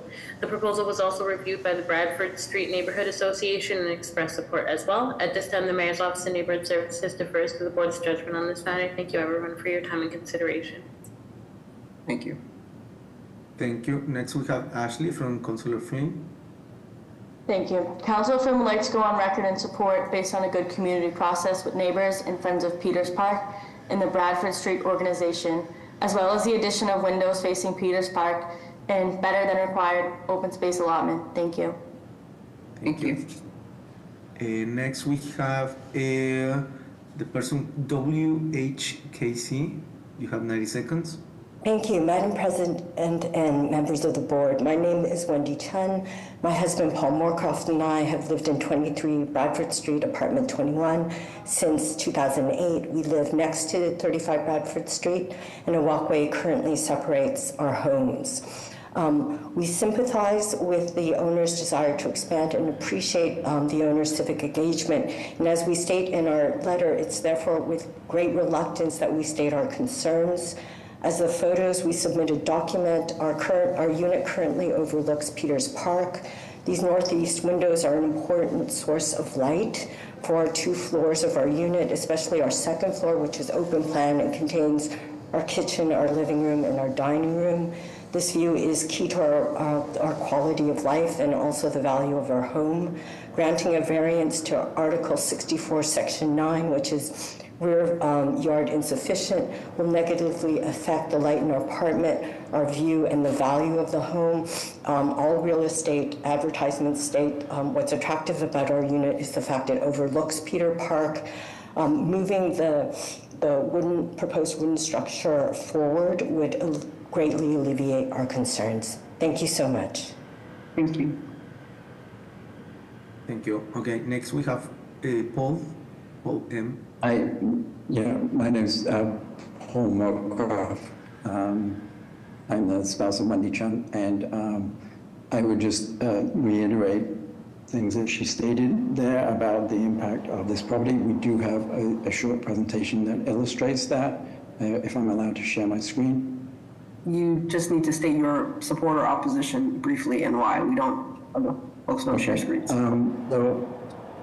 Our opposition to this project as it's currently proposed is based on the fact that they're asking for the exemption to the rear yard requirement, that requirements for the setback is the thing that directly impacts our source of light from Peters Park, and that's the source of our concerns about this project. Thank you. And we have someone else from in the attendee section. Chris Lee, if you can unmute yourself. Hi, thank you. Can you hear me? Yes. Yes. Hi, good morning, Madam Chair and members of the board. Thank you for the time. My name is Chris. I reside at 1313 Washington Street, and I am speaking as a direct abutter and a designated representative for 4 other direct abutters as well in the building. And first, I just want to emphasize that we're not in opposition in any way to the applicant renovating their home. We love this neighborhood, and we really welcome the investment. However, we are a bit concerned that the current proposal is materially overscaled for this sensitive location. Bradford Street is a very small one-way street sitting adjacent to Peters Park, which is a beloved neighborhood park.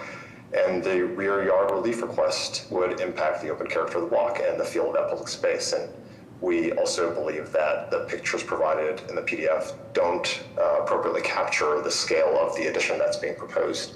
So specifically, we have 2 concerns. One is environmental safety. So by maximizing the footprint here in violation of Article 64, the rear yard insufficient, and also Article 25, the flood hazard, we're a bit worried about the displacement of stormwater.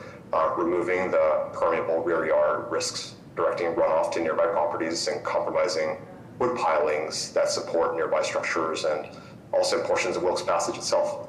And then number 2 is just the privacy in the context. The relief for Article 65, which is the restricted roof structure, removes a bit of the buffer zone around the area, and extending the massing this far can create a bit of a canyon effect that feels inappropriate. So we respectfully ask the board to just refer the vote.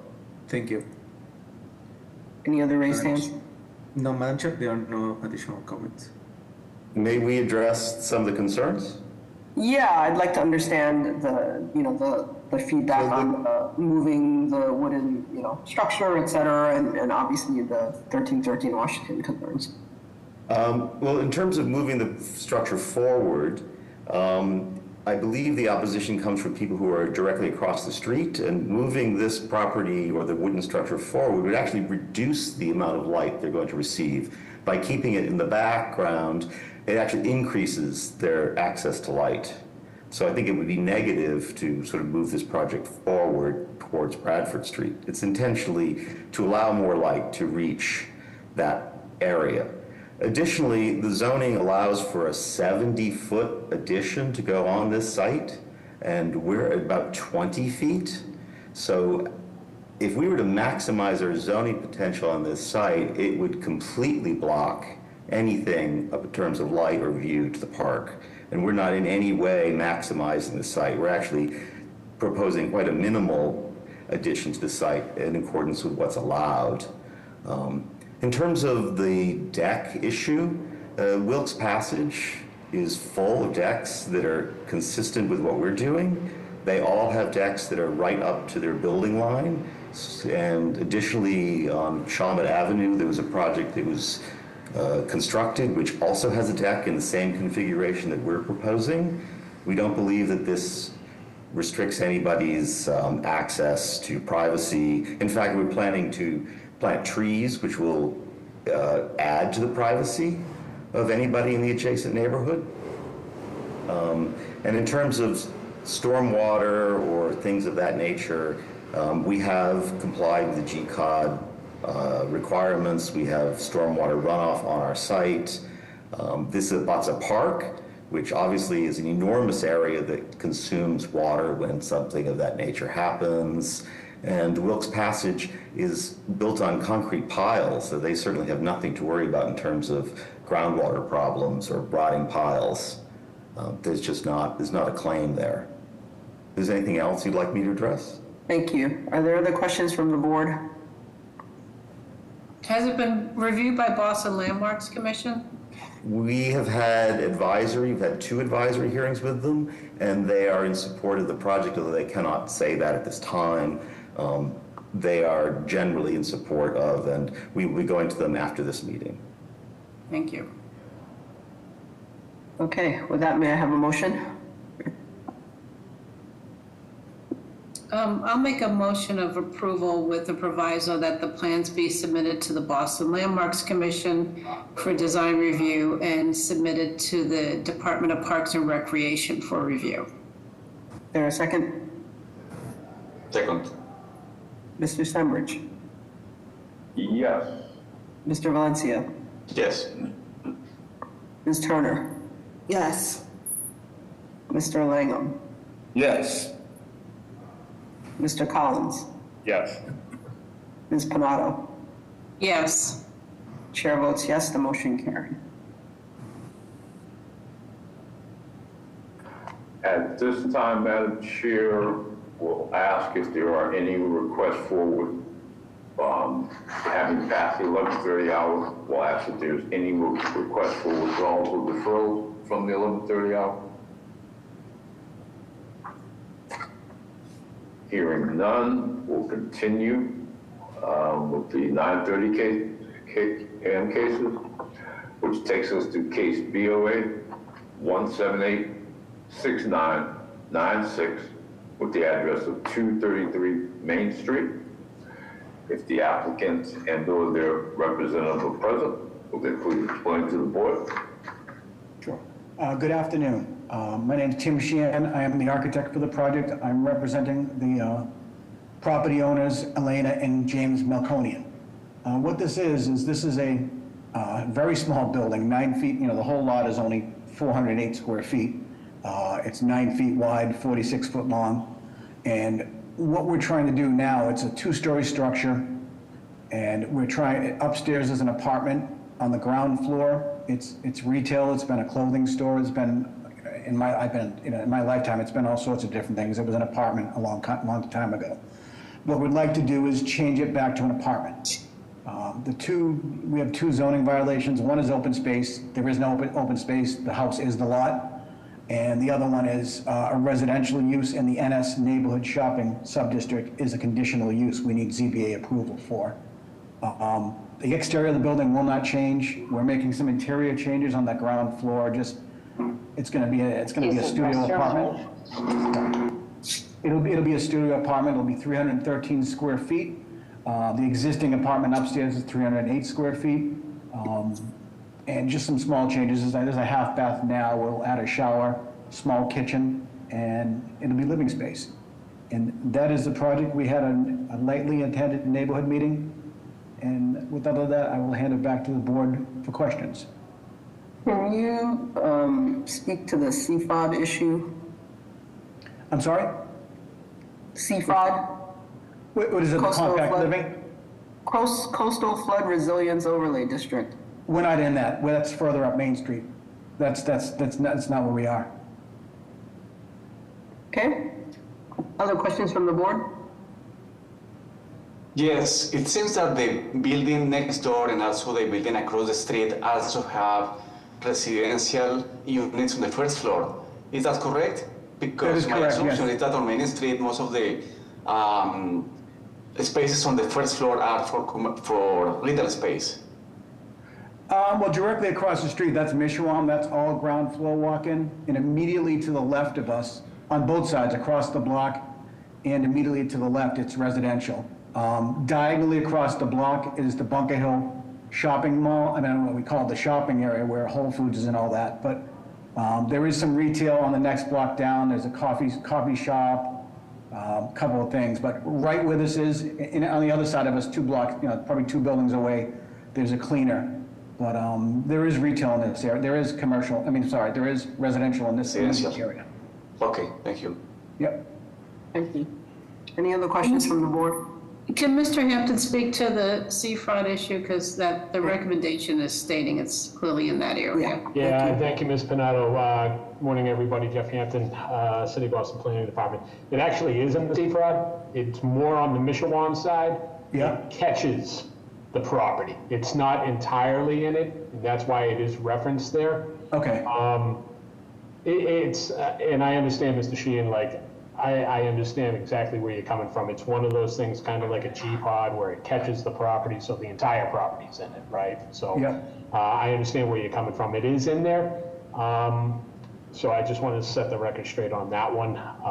We recommended denial, as you can see, because not only for the seafront, but when we did the plan Charlestown back in 2023, one of our concerns was the loss of commercial space in the commercial areas, especially the main thoroughfare through Charlestown. We understand the size of the unit and what it's going to be, and Mr. Sheehan can speak more to that neighborhood than I can, but our recommendation is based very strongly on the Plan Charlestown recommendations that came out a couple of years ago. Okay. All I'd say is for the last 30 years, there hasn't been a successful business in there. It's 8.5 feet wide, which I think is more appropriate, and work better residentially. But, my whole life, there hasn't been a successful business in there. I've been there 55 years, and it's upstairs is small as well, but that's worked perfectly as an apartment. And I think there's a need for it. There aren't many small residential units in Charleston that are affordable, and this would be one of them. I think it works better as a residence. I know it does. Okay, with that, now let's take public testimony. Madam Chair and board members, Siggy Johnson with the Office of Neighborhood Services. This applicant completed the community process, and this meeting was held on the 3rd, at which no concerns were raised. That background, our office defers judgment to the board. Thank you. Madam Chair, there are no additional comments. Okay, with that, may I have a motion? Yes, Madam Chair, I think the conditions of this property are existing. The building will not undergo any exterior changes, and there is also precedent of residential uses on the first floor, on the left and in the right side of the building. So with that, I make a motion of approval with Planning Department review. Is there a second? Second. Mr. Stenbridge? Yes. Mr. Valencia? Yes. Ms. Turner? Yes. Mr. Langham? Yes. Mr. Collins? Yes. Ms. Pinato? Yes. Chair votes yes, the motion carries. Good luck. Thank you, everybody. The next case has been deferred, so that takes us to the hearing scheduled for 11 a.m. We'll ask again if there are any requests for withdrawals or deferrals from the 11 a.m. hearing. Hearing none, we'll move along to case BOA 1761297 with the address of 851 Beacon Street. If the applicant and/or their representative are present, will they please explain to the board? Yes, Mr. Stenbridge. Thank you. Good morning, Madam Chair, members of the board, Attorney Derek Small.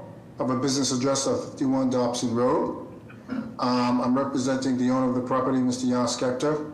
And today we're here seeking relief to change the legal occupancy of the building from a lodging house for 15 lodgers and a beauty salon to a lodging house for 20 lodgers. So basically what we're seeking to do is convert the commercial space on the first floor of the property into an additional room for the already existing lodging house. This is a multi-family residential zoning subdistrict. All of the violations that we are cited for are pre-existing non-conforming, except with the basement unit being forbidden. Again, that's on the first level, but they're considering in the basement, and we're just removing the commercial space of the beauty salon and creating another room for the lodging house. The property is managed by GPM Properties and Sean McConaughey, and we have a very good working relationship with the Audubon Circle Neighborhood Association. I'm sure they're on, and you may have received their letter and their support in this. And our relationship with them will continue. I can stop there and answer any questions that the board may have. Thank you. Are there questions from the board? Hearing none, is there public testimony? Yes, Siggy Johnson with the Office of Neighborhood Services. This applicant has completed the community process. Our office hosted an abutters meeting on September 22nd, at which abutters raised concerns about trash storage on the lot with a low amount of open space, as well as the property being used for short-term rentals. Abutters spoke highly of the renovation that's been ongoing at the property and its aesthetics. The Audubon Circle Neighborhood Association is in support of this application and requested a proviso, which is detailed in their letter. That background, our office defers judgment to the board. Thank you. Thank you, Madam Chair. We have one person, Holly. I'm not sure if he's speaking for this. Hi, good morning, Madam Chair and members of the board. I am here representing Boston City Councilor Sharon Durkin for District 8. We have spoken with the Audubon Circle Neighborhood Association and would like to go on the record in support of this project at this time, given the proviso that short-term rental stays be limited to 28 days at this property. Thank you. Thank you. Madam Chair, there are no additional comments. Okay. Are you, Mr. Small, the proviso, is that acceptable to you? The proviso, Madam Chair, is not acceptable at this time. As we have been working with Audubon Circle, we have committed to not seeking short-term stays. We generally lease our property to visiting nurses, visiting professionals, professors at Boston University, and most of them are longer term. However, I don't think that if a short-term rental comes up and we have to take it due to financial reasons, I think we want to be able to do that. So we're not amenable with that, but we will continue to work to establish mid-term and long-term leases for the property. And we will continue to work with Audubon Circle on that. Questions from the board? Is there a motion?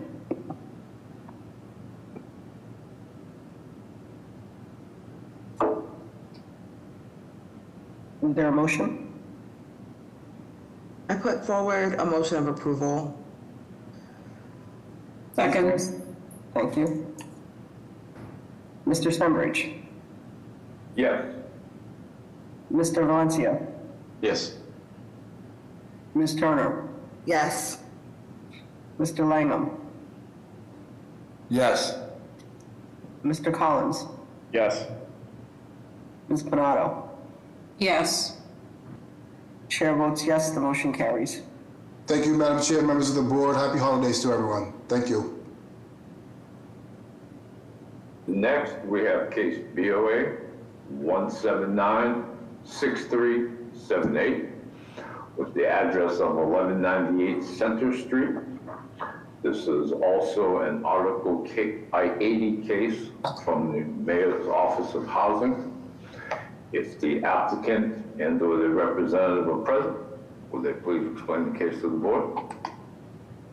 Thank you. Good morning, almost afternoon. My name is Carla Chaffee at Nixon Peabody with an address of 53 State Street in Boston. I'm joined today with Deborah Morris, who's the VP of Real Estate at Hebrew Senior Life, the appellant in this matter, as well as PCA architects who are here for any questions the board may have. We can move to the next slide, please. This is a 100% affordable senior housing development in the Roslindale neighborhood. 16 units will be limited to those making up to 30% area median income, and 62 units will be at or below 50% of AMI. As noted, this project received Article 80 BPDA board approval in September. We can move to the next slide and discuss these milestones. And we're coming before you today because we are requesting relief both dimensionally and a conditional use permit.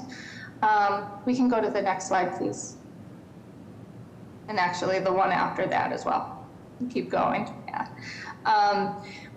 We are also requesting a conditional use permit for multifamily housing in the IS district of the Roslindale neighborhood.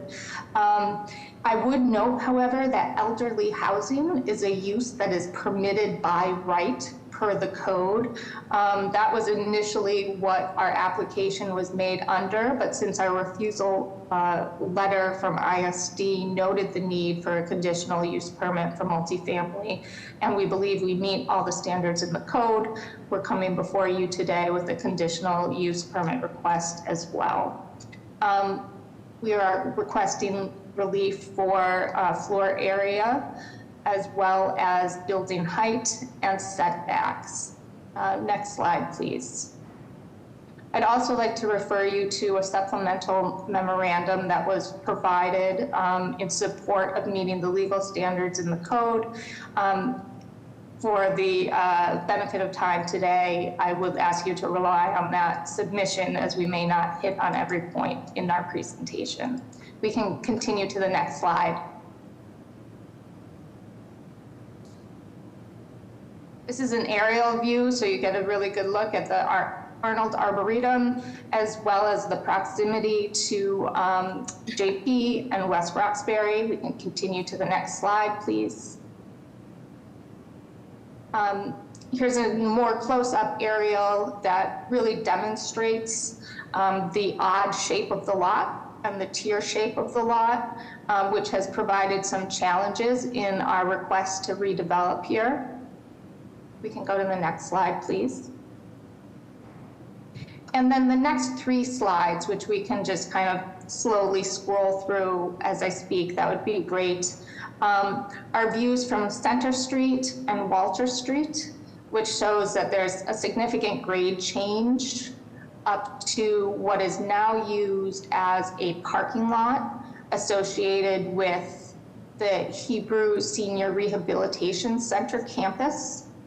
That parking lot is extremely underutilized and not necessary for operations. And that's why there is a proposal here to develop senior housing, which will operate independently from the campus and is not part of the campus, but provides an essential service to low-income seniors. We can go to the next slide, please. This is just an aerial view with the site plan overlaid on the on existing conditions. given the slopes on the property, we're proposing to have half of the first floor providing really underground parking for 17 spaces, and the rest of the first floor will be amenity space for the occupants, including a bike room and community room. We can go to the next slide, please.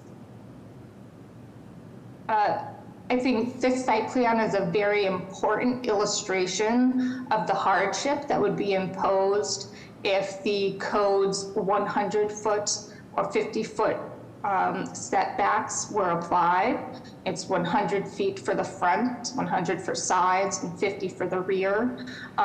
Given this is a corner lot, however, the side yard setbacks may not apply. It would be infeasible to continue and complete this project if these outdated standards of the code were applied to this project. I've included this slide, slide 12. It's an illustration of the landscaping and hardscaping that we will be doing around the proposed building. We see this as an extreme improvement over the existing and very dull-looking parking lot. And here is an elevation of our building that shows the height. We've prepared studies for the planning board regarding how the height fits into the existing buildings and the corridor along Center Street. So there's no detriment to the community with that aspect of the development. You can go to the next slide.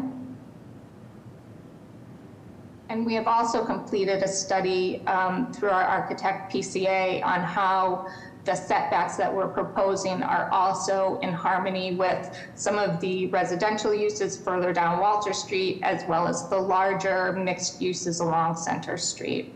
So this is a view if you're looking down Center Street, I believe heading north. You can go to the next slide, please. This shows the intended users of this building. Again, this is an age-restricted and income-restricted building, providing a great benefit to the community, not just for the use, but as well as beautifying what's now a very underutilized and unattractive parking area. And without the relief requested, this land would be unused and have no value. So I'll wrap up with my comments in saying that we respectfully request the grant of the dimensional relief requested, as well as the conditional use permit for multifamily housing. Thank you. We're here for questions. Thank you. Are there questions from the board? Yes, Madam Chair, I know the location very well. I think this is a great site for affordable housing. Now, my question is about traffic. That intersection on Center and Walter Street is a very dangerous intersection, especially during the peak hour. Just cars struggle to cross the street on Center. So do you have any plan for your residents so they are safe when they cross the street, both on Center and Walter Street? And also, if the city has a proposal, I know they are doing some construction at this moment, but I don't have any clarity of the plan and how the street improvements are going to benefit future residents in your building. Yeah, thank you for that question. You're correct. The DCR has proposed, and it's really a wonderful coincidence for putting this project forward, that they're investing so much at the intersection there of Center and Walter Streets.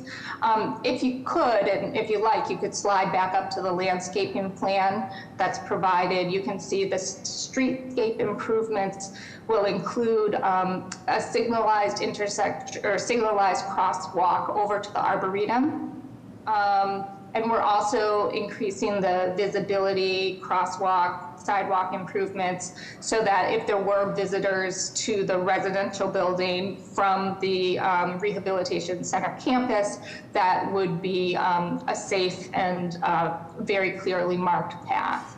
So we're working together with DOR, and our project is integrated well into those safety improvements that they are proposing as well. Thank you. Thank you. With that, may I have public testimony?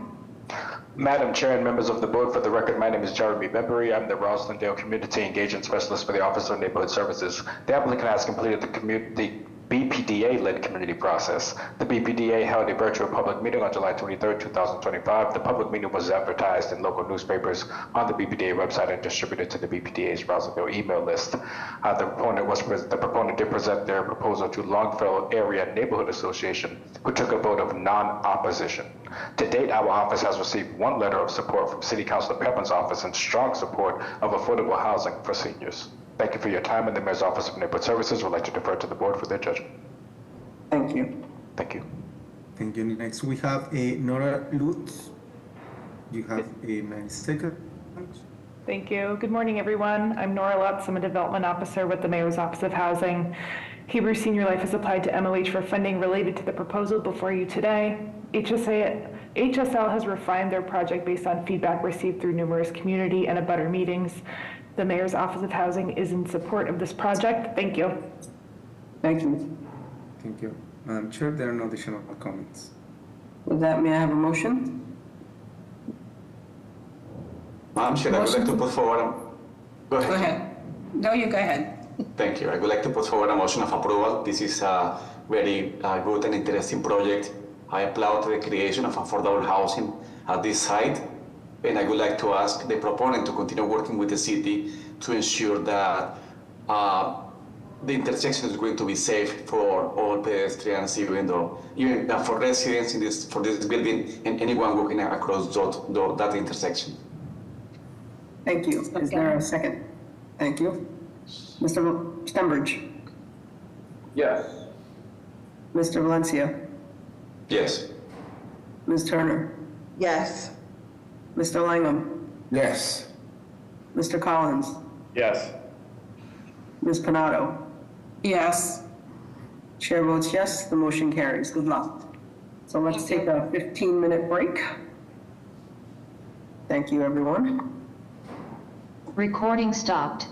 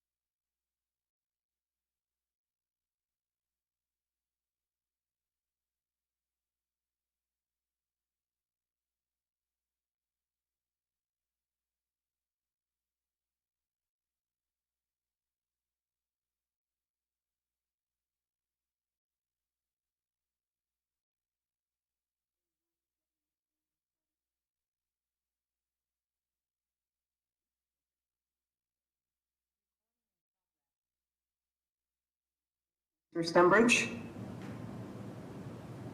Present, Madam Chair. Thank you. Mr. Valencia? Present, Madam Chair. Thank you. Ms. Turner? Present, Madam Chair. Thank you. Mr. Langham? President, Madam Chair.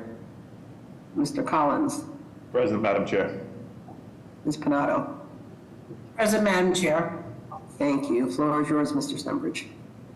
Thank you, Madam Chair.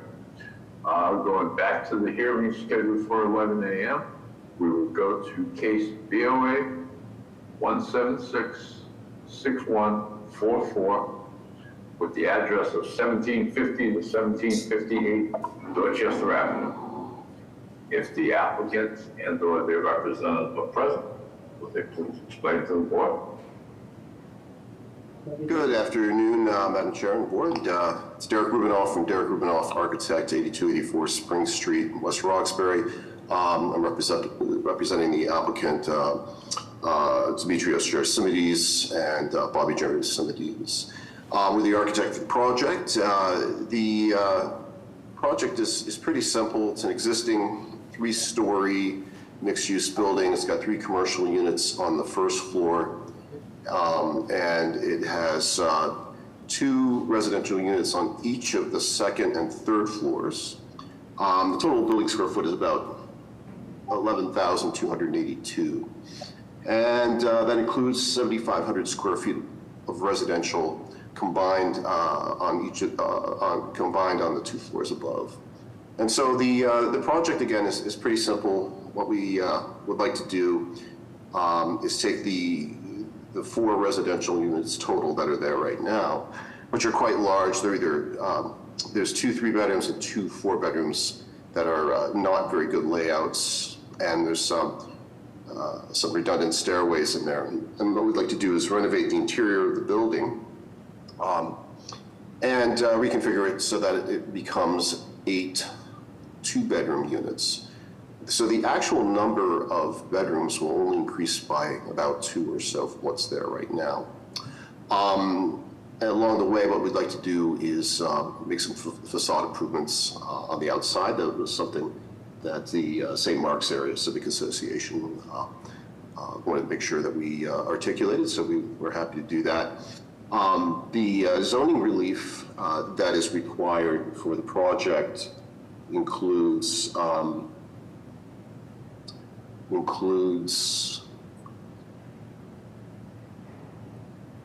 insufficient parking, Article 6541, off-street parking. The building sits entirely on the lot, pretty much. There's nowhere to put parking. And we are within half a mile of 2 T stations, Ashmont and Shawmut, half a mile walk.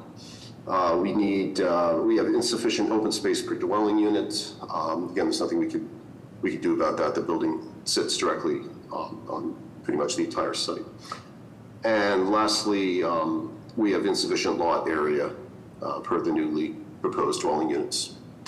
Some of the comments that came up in the Butters meeting and then also in the meeting with the community group were making sure that we are going to deal with trash. So we are going to keep the existing side door off Lonsdale Street, which is it's a corner lot, and inside that door we will have room for the apartment trash, as well as space in the basement.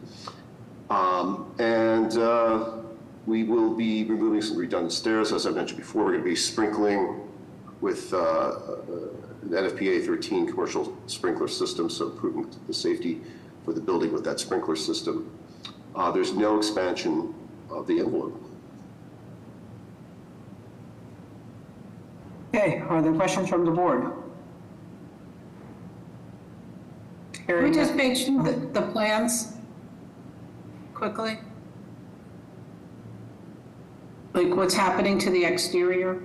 Yeah, sure. On the exterior, so the outside right now is pretty tired. It's got vinyl siding. What we're going to do is replace the existing windows. Can you direct the ambassador what slide to go on so we can look at it? Yeah, sure.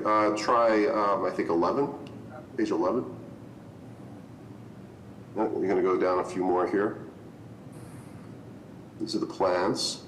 There we go. So the top two rows are the demo elevations, and the bottom two rows are the proposed. And so the proposed exterior modifications will include replacing the existing vinyl siding with a better quality siding, most likely hardy, and replacing the existing windows with better, more energy efficient windows, and replacing the shingles on the mansard with high quality architectural shingles.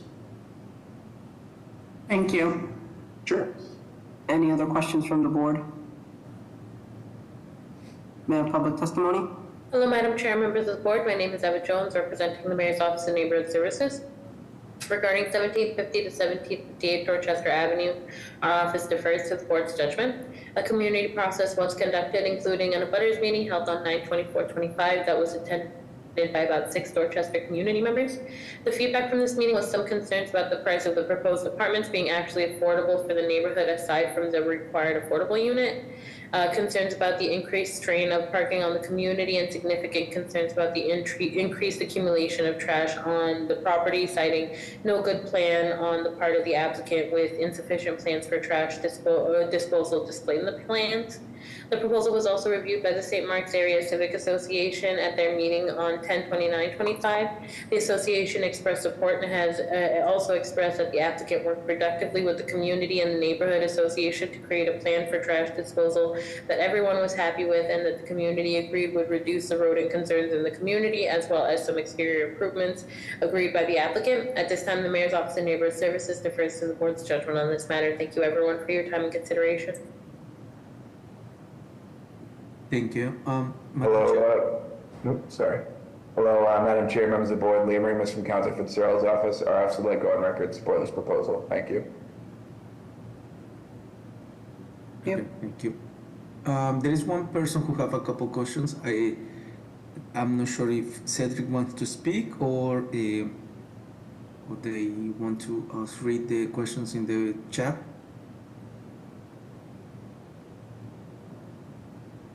Cedric Adams. Why don't you just read them? Okay. The question is, where will be the tenant? Where will the tenants park? And the next question is, can a provision be included that trash be kept indoors? That's for the applicant? Yeah, so again, we're within half a mile of 2 T stations. There's nowhere to park on the property. We're only increasing the number of bedrooms by 2, even though we're increasing the number of units. These are smaller units that are more efficient layouts.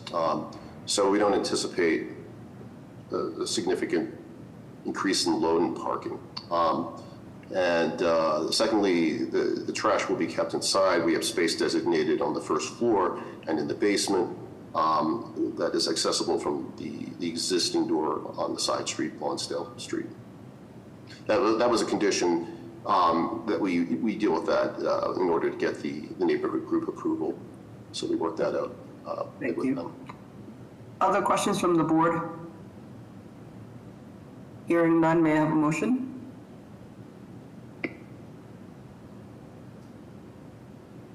Motion of approval. Is there a second? Second. Mr. Stenbridge? Yes. Mr. Valencia? Yes. Ms. Turner? Yes. Mr. Langham? Yes. Mr. Collins? Yes.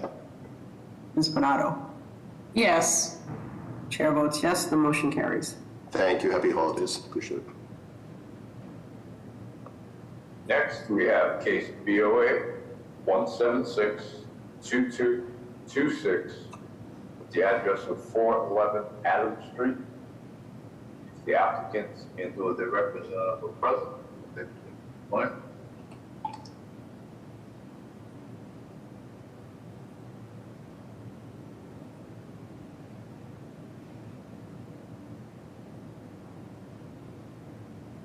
Jesus, do you see the applicant for this? No.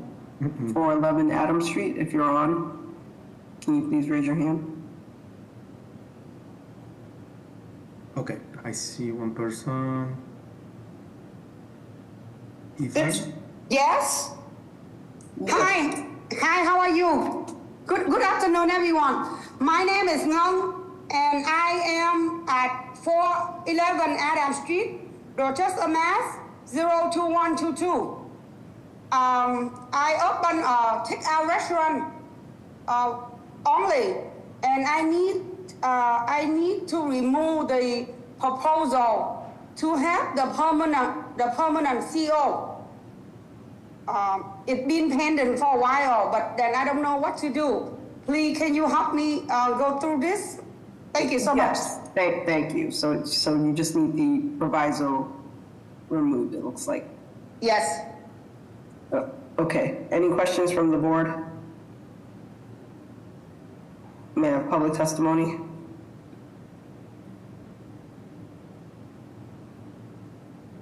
For me? Nope. No, Jesus, no. Are there any raised hands for public testimony? Hello, Madam Chair, members of the board. The mayor's office does not require community process on provisos. Okay. May I have a Okay, may I have a motion? Make a motion to approve. Is there a second? Second. Mr. Stenbridge? Yes. Mr. Valencia? Yes. Ms. Turner? Yes. Mr. Langham? Yes. Mr. Collins? Yes. Ms. Panado? Yes. Chair votes yes, the motion carries. Good luck, ma'am. So am I set? With us, you are. Yes, ma'am. Good luck. Thank you. So thank you so much. Thank you. Next, we have case BOA 1740969 with the address of 3 Rosella Street. The applicant and or the representative present, if they could explain to the board. Thank you. Yes, good afternoon, Madam Chair, members of the board. My name is Vernon Woodworth at 9 Elizabeth Street. I'm the principal of urban design and the representative for the owners. This is a proposal to change the use of this existing 2-family building to legalize an existing 3rd unit, which exists on the attic floor. It is in a 1F 5,000 zone, so a use variance is required. And also cited this floor area ratio. In addition to the additional living area in the attic, there has been over the years an extension of the 1st floor dwelling unit into the basement. This is partially habitable, and the 1st floor is existing, but there is a connecting staircase directly to that new habitable area in the basement. And so the FAR is, the maximum in this zone is a 0.5, but with these additions, it'll be 0.55, a slight increase over the maximum allowed FAR. And the final citation is for off-street parking. Currently, the 2 legal units are provided with off-street parking, and I'm told that on-street parking is readily available, but there's also the possibility that a 3rd parking space could be created on the site. So this is the 1st floor. Perhaps we should go up to, and the 2nd floor is also an existing dwelling unit. The 3rd floor shows us the proposed dwelling unit. Second means, well, let's go back to the 3rd floor plan just for a minute. Thank you. And you can see that on both the 2nd and 3rd, the 2nd means of egress is via an existing fire escape. The only construction proposed is to enlarge a window to a door, accessing that fire escape from the new 3rd floor dwelling unit. So we do have a rear elevation showing that existing fire escape, and that would be the next slide, I believe. We could just scroll down to that. Thank you, right there. Yeah, perfect. And so essentially everything you're seeing in terms of the fire escape and the windows are existing. The only modification would be the enlargement of that one window on the 3rd floor to create a door to facilitate access to the 2nd means of egress. So you can see the plot plan here. This abuts a playground, so we have submitted to Parks and Recreation for their review.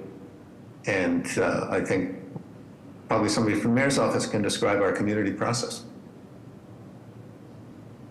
Thank you. Are there questions from the board? Madam Chair, yes. What are you planning to do exactly with the basement? Yes, there is an existing extension of the first floor dwelling unit into the basement. It's basically a family room with a bathroom and a closet, which I suppose could double as a bedroom. This is connected internally by a stair to the first floor unit. And I think that's all there is to it, really. There's a possibility that we may need to upgrade the fire resistance rating between that extended living space and the adjacent mechanical areas. We'll be going through that with the building department should we secure our variances. What's the floor to ceiling height in the basement? It's currently between 7 and 7.6. Okay. Thank you. Okay, any other questions from the board? May I have public testimony?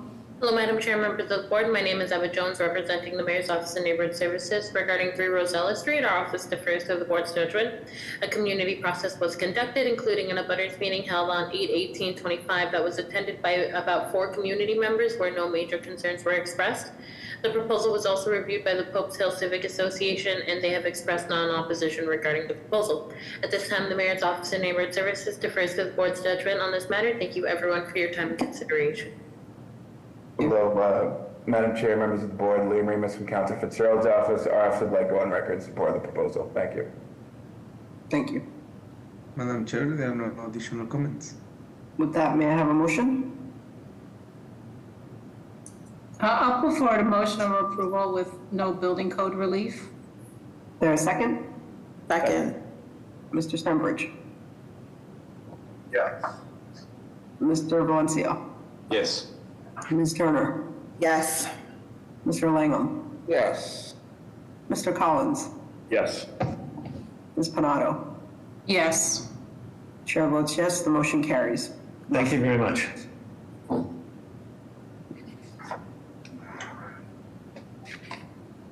Next, we have case DOA 1775818.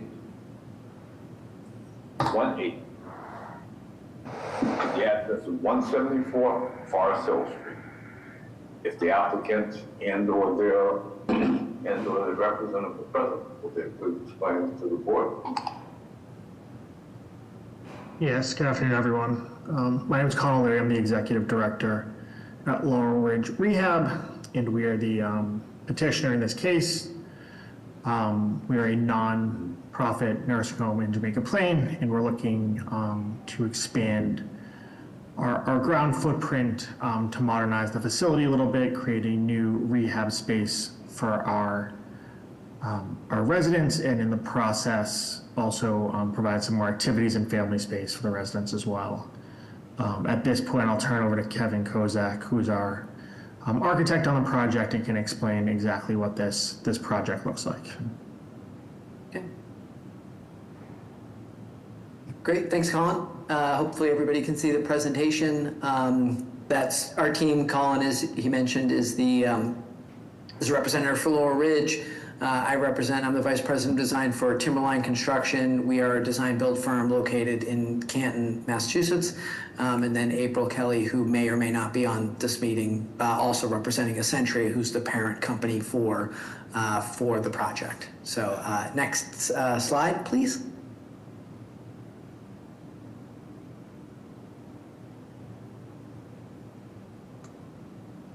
Can the ambassador move the slide? Thank you. So this is just an existing site plan.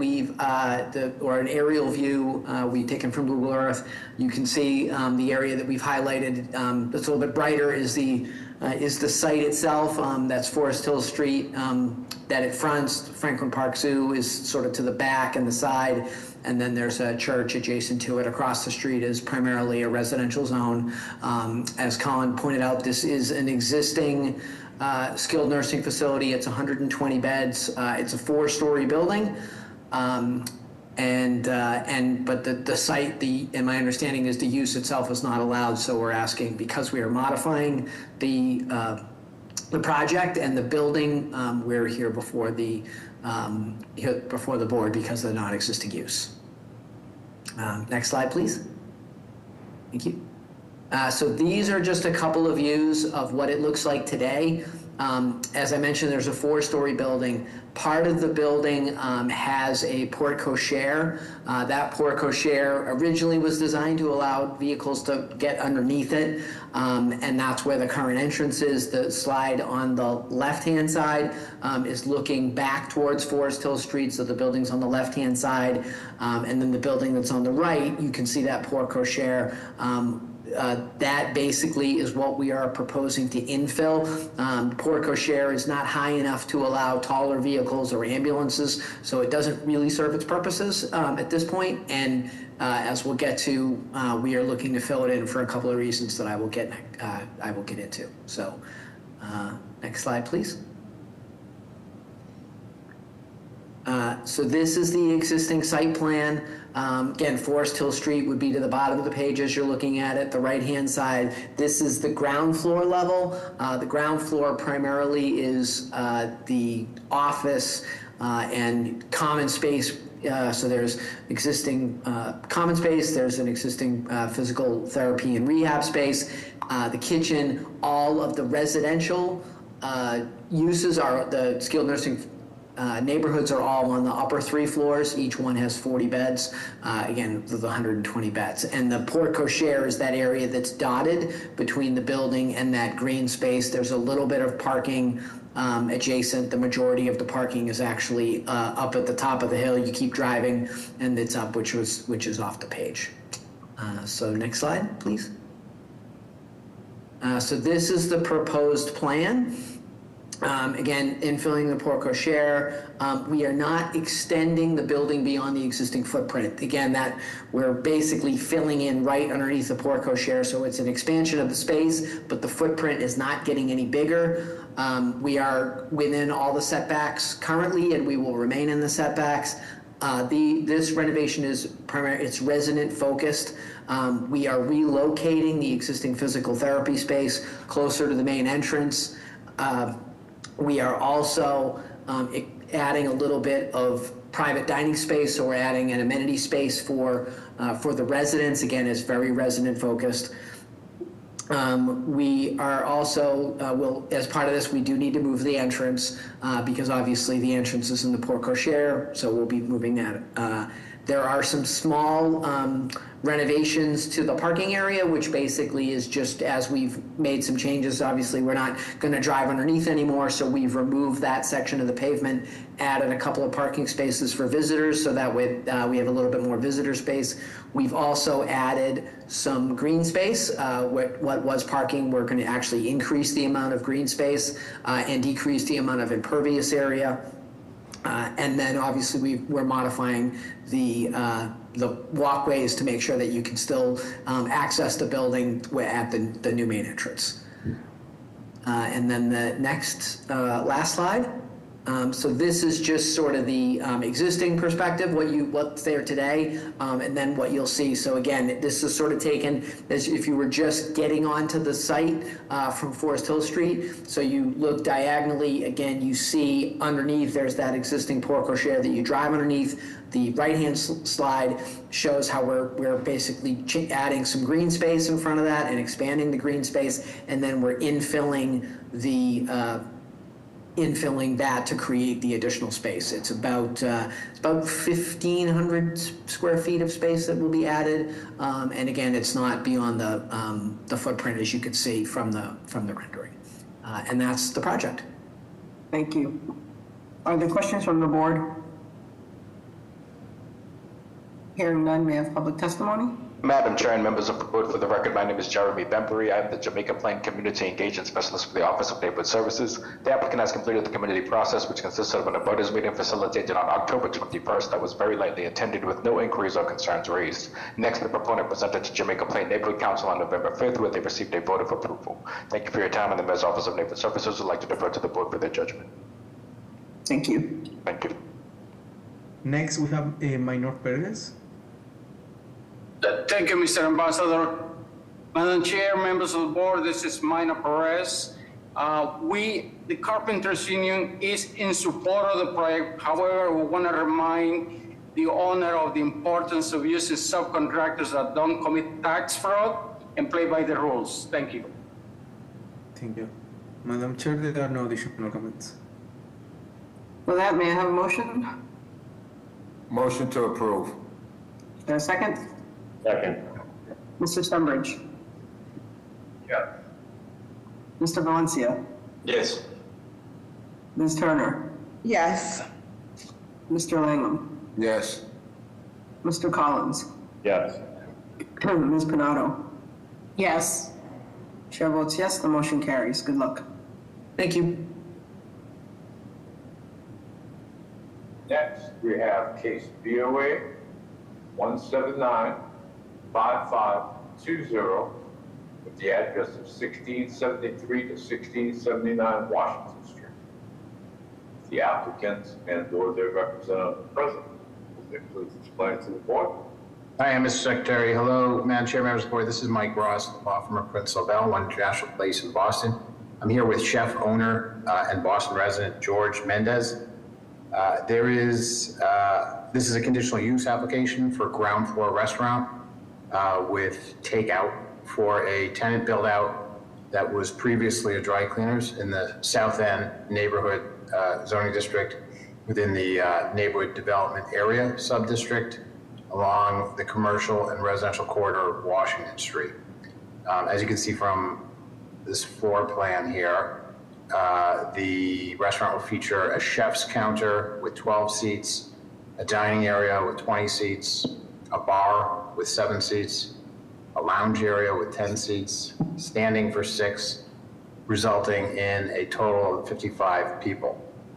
If you look at that floor plan, Washington Street runs along the right-hand side of the building, and kind of that upper portion will also be an attached bakery cafe that's connected to the restaurant itself. And the bakery cafe will allow for 28 seats, standing for 5, and collectively, the entire floor plan will allow for 88 people, plus 8 employees, total of 96 for capacity. The current plan is for the restaurant to be open from 12 p.m. to 12 a.m., and the bakery would be open from 7 a.m. to 9 p.m. The Blackstone Franklin Square Neighborhood Association submitted a letter of support to the board, and I'll pause there if there are any questions. Thank you. Are there questions from the board? Hearing none, may I have public testimony?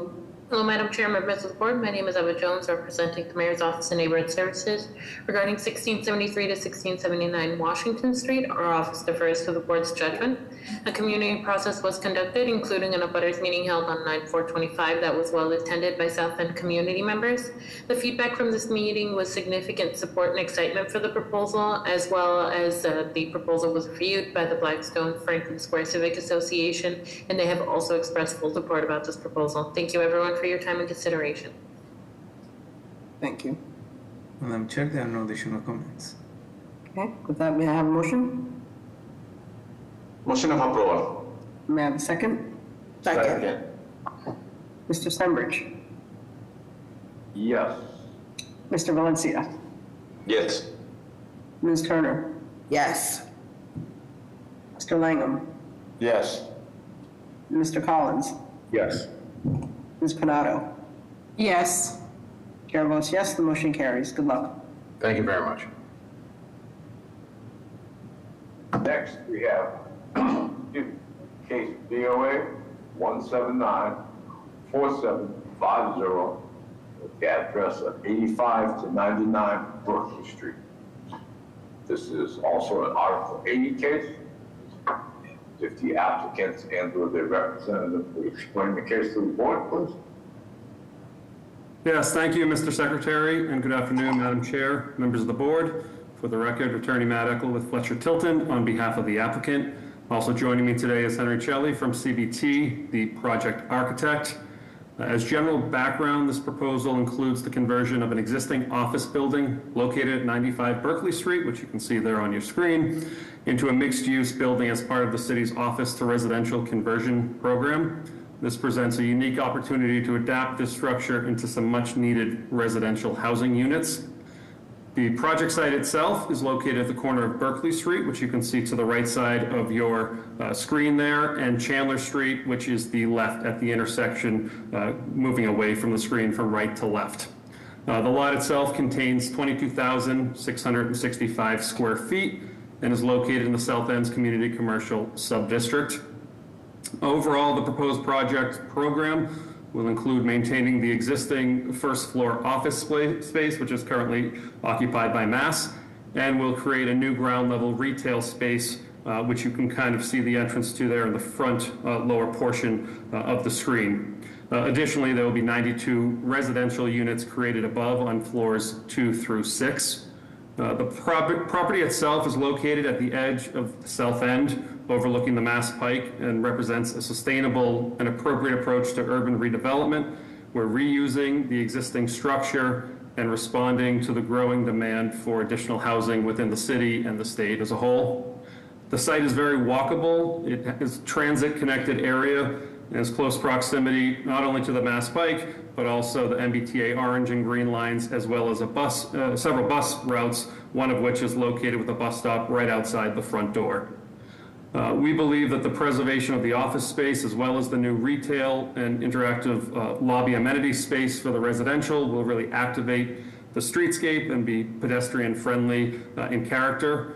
We also are proposing existing parking to remain at the lower level, as well as approximately 45 new bike parking spaces in that below grade level to promote multiple modes of transportation to and from the site.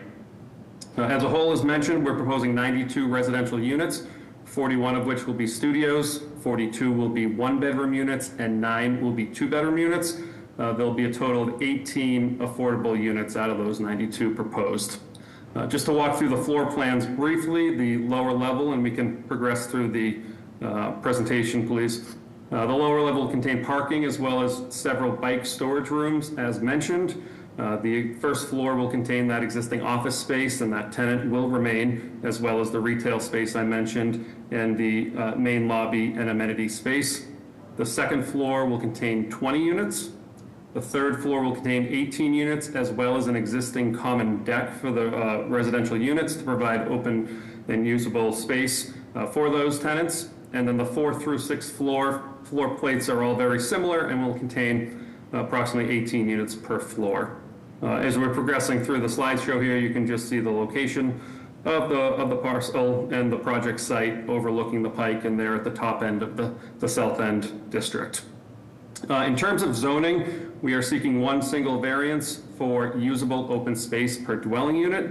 Obviously, as this is a office to residential conversion program, there's really no way to create any additional open space. However, we are maintaining the deck as mentioned, which will be common to all residents.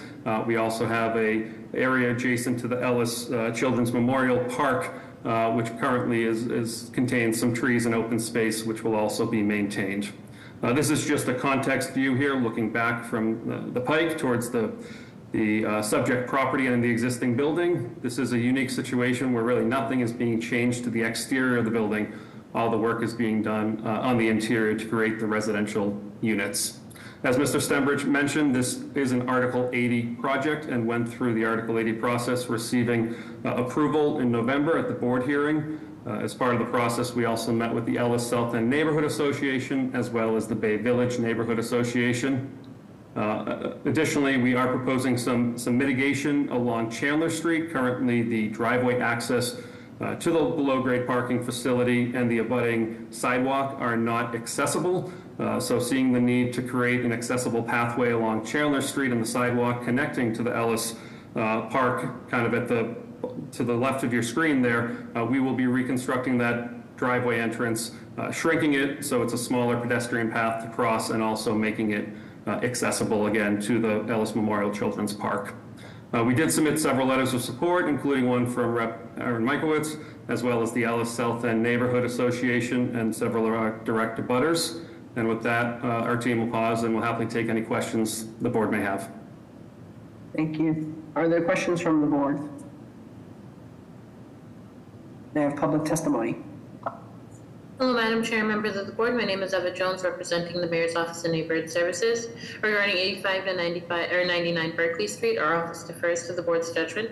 A community process was conducted by the Boston Planning Department beginning on 11/13/25, and the feedback that my colleague, the South End Bay Village liaison, Sarah Sharp, has received has been significant support about the proposal. The community feels that the proposal is beneficial and adds housing to the community, although there is some opposition, citing apartments will come with the addition of cars and increased traffic and congestion in the neighborhood. The proposal was also reviewed by the Ellis South End Neighborhood Association, and they have supported the proposal. Additionally, we have received 8 letters in support regarding the proposal, including from Representative Mikowitz. At this time, the Mayor's Office of Neighborhood Services defers to the board's judgment. Thank you, everyone, for your time and consideration. Thank you. Next we have Christian Simonelli, please. Good morning, Madam Chair, members of the board. Christian Simonelli, Boston Groundwater Trust, and we have both G-card letters from the applicant. Thank you. Okay, next we have Dylan Norris, please. Good afternoon, Madam Chair and members of the board. My name is Dylan Norris. I'm the project manager with the Development and Review Division of the Planning Department and the project manager for the Article 80B large project before you today. Just to cover the Article 80 process, the development team filed their project notification form on September 29th, 2025, which kicked off the public process. It was distributed through the South End Neighborhood Distribution List. The Planning Department then sponsored and hosted a virtual public meeting on October 15th, 2025. Public meetings were posted on the Planning Department calendar, website, and advertised through the local newspapers, as well as email notifications sent out to all subscribers of the South End Neighborhood email update list. Local elected officials and their staff were also notified of the meeting. The comment period for this filing closed on October 29th. The project was then brought before for review and approved at the BPDA board on November 13th, 2025. I'm happy to answer any questions members of the board may have related to the Article 80 review process. Thank you. Thank you. Okay, next we have Minor Perez. Thank you, Mr. Ambassador. Madam Chair, members of the board, this is Minor Perez representing hundreds of union carpenters that live and work in the city of Boston.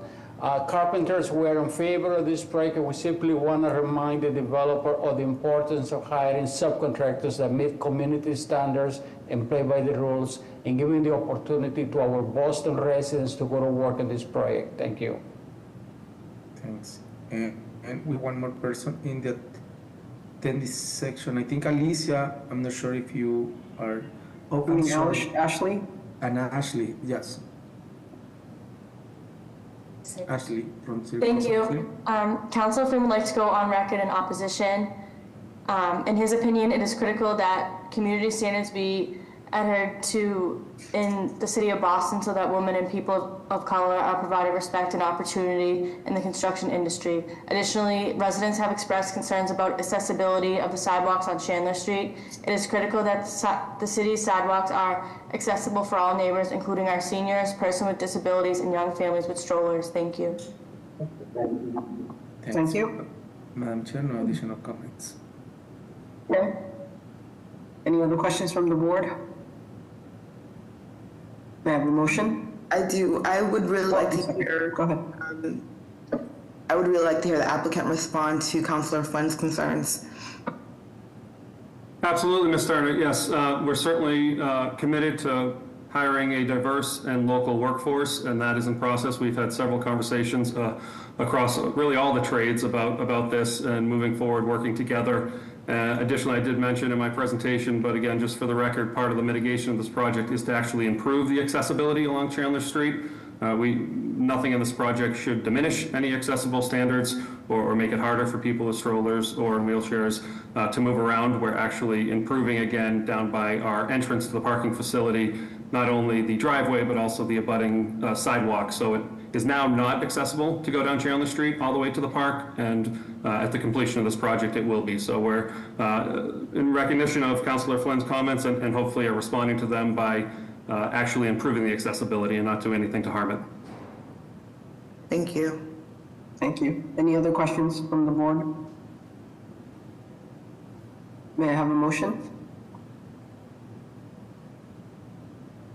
Madam Chair, go ahead, sorry. I'll make a motion of approval. Is there a second? Second. Mr. Stenbridge? Yeah. Mr. Valencia? Yes. Ms. Turner? Yes. Mr. Langham? Yes. Mr. Collins? Yes. Ms. Panado? Yes. Chair votes yes, the motion carries. Good luck. Thank you very much and happy holidays. Next, we have case BOA 1741777 with the address of 183 St. Paul Street. The applicants and/or their representative are present. If they please explain to the board. Yes, thank you, Mr. Stenbridge. Good afternoon, Madam Chair, members of the board. We're actually going to be seeking a deferral for this project. The proponent is looking to schedule an advisory hearing with Landmarks to get a better idea of how they feel about the project and any insights that they might have into its design, so we're just looking for a deferral. Hey, Caroline. February 24th? Yep, that works. Okay, with that, may I have a motion? Motion to defer to February 24th. May I have a second? Second. Mr. Stenbridge? Yes. Mr. Valencia? Yes. Ms. Turner? Yes. Mr. Langham? Yes. Mr. Collins? Yes. Ms. Panado? Yes. Chair votes yes, the motion carries. See you then. Thank you very much. Next, we have case BOA 1710678 with the address of 391 Hanover Street. If the applicant and/or their representative are present, they please explain to the board.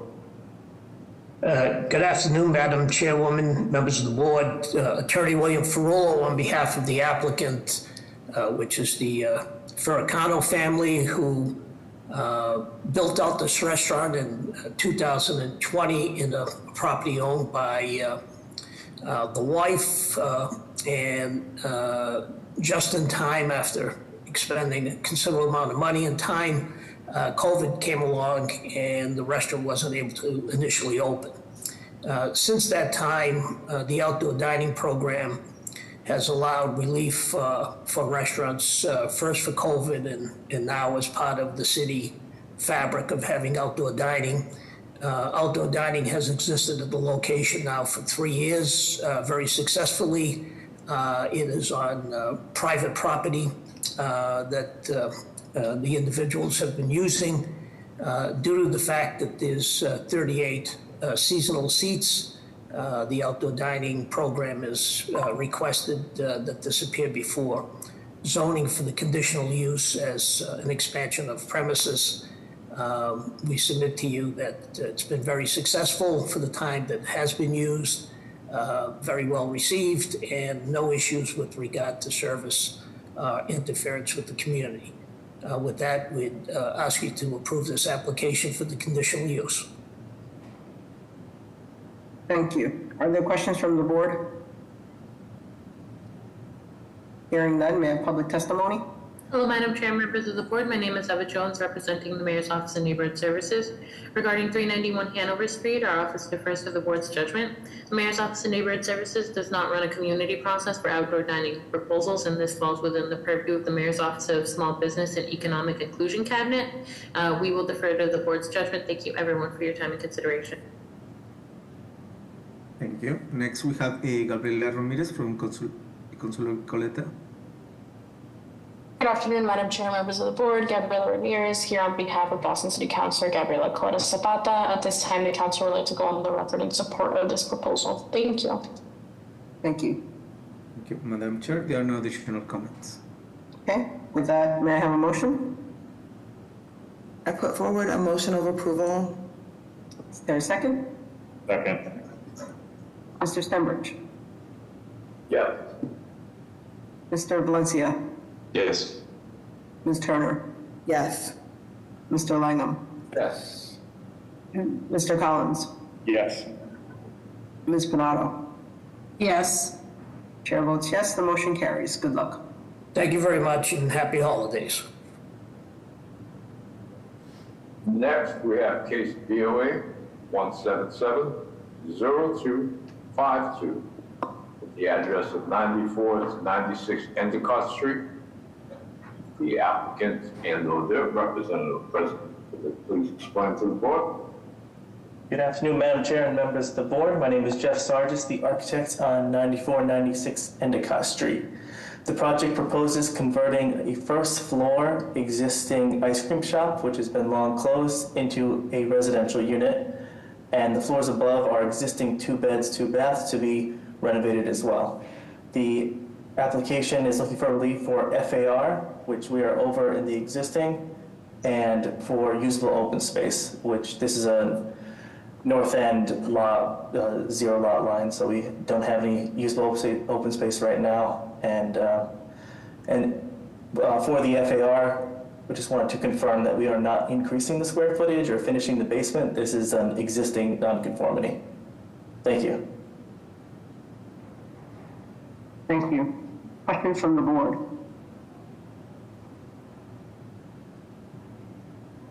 Hearing none, we have public testimony.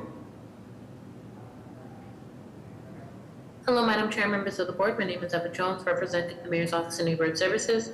Regarding 94-96 Endicott Street, our office defers to the board's judgment. A community process was conducted, including an abutters meeting held on 9/16/25 that was not attended by any community members. And both civic associations, NURA and UNIC, have reviewed the proposal and expressed support. At this time, the Mayor's Office of Neighborhood Services defers to the board's judgment. Thank you, everyone, for your time and consideration. Thank you. Next would be Gabriela Ramirez. Good afternoon, Madam Chair, members of the board. Gabriela Ramirez here on behalf of Boston City Councilor Gabriela Coletta Zapata. At this time, the council would like to go on the record in support of this proposal. Thank you. Thank you. Thank you. Madam Chair, there are no additional comments. Okay. With that, may I have a motion? I do actually have a question. Please. It seems like this residence or this space is vulnerable to flooding. Can somebody speak to that? It says, the note says it's located within the Coastal Flood Resilience Overlay District. We weren't flagged as being within the flood risk district, so we might just be right outside of it. You were not flagged, you said? Not flagged, that's correct. Okay. Okay. Does Mr. Hampton wish to speak to this? Thank you, Madam Chair, members of the board. Jeff Hampton, City of Boston Planning Department. They weren't flagged for it because it's not an Article 80 project. However, the property itself, and we do acknowledge that there is no extension of living space and bedrooms into the basement, but the property itself is far below the design flood elevation that has been established. So that is why we are opposed to it, because even though there is no basement living space, the property itself is below the flood elevation, and that's why we're recommending denial. They weren't cited, again, because they weren't an Article 80 project. And Mr. Hampton, I'm not sure you know the answer to this, but it seems like there are already other, ground level units all up and down. Yeah, we acknowledge that Endicott has that, but this is from when we started doing these recommendations, no matter what part of the city it is, with the design flood elevations, we've been very consistent with opposing new residential spaces in the design, below the design flood elevation, including ones around the corner on North Washington Street that have been here this year. So, thank you. And can I ask the applicant, what would be the alternative use for the space? Not sure, because commercial is prohibited in this zone. Thank you. Any other questions from the board? May I have a motion? I'll make a motion to approve. Is there a second? Second. Mr. Stenbridge? Yes. Mr. Valencia, Yes. Ms. Turner, Yes. Mr. Langham, Yes. Mr. Collins, Yes. Ms. Panado. I'm going to vote no for consistency reasons. Chair votes yes, the motion carries.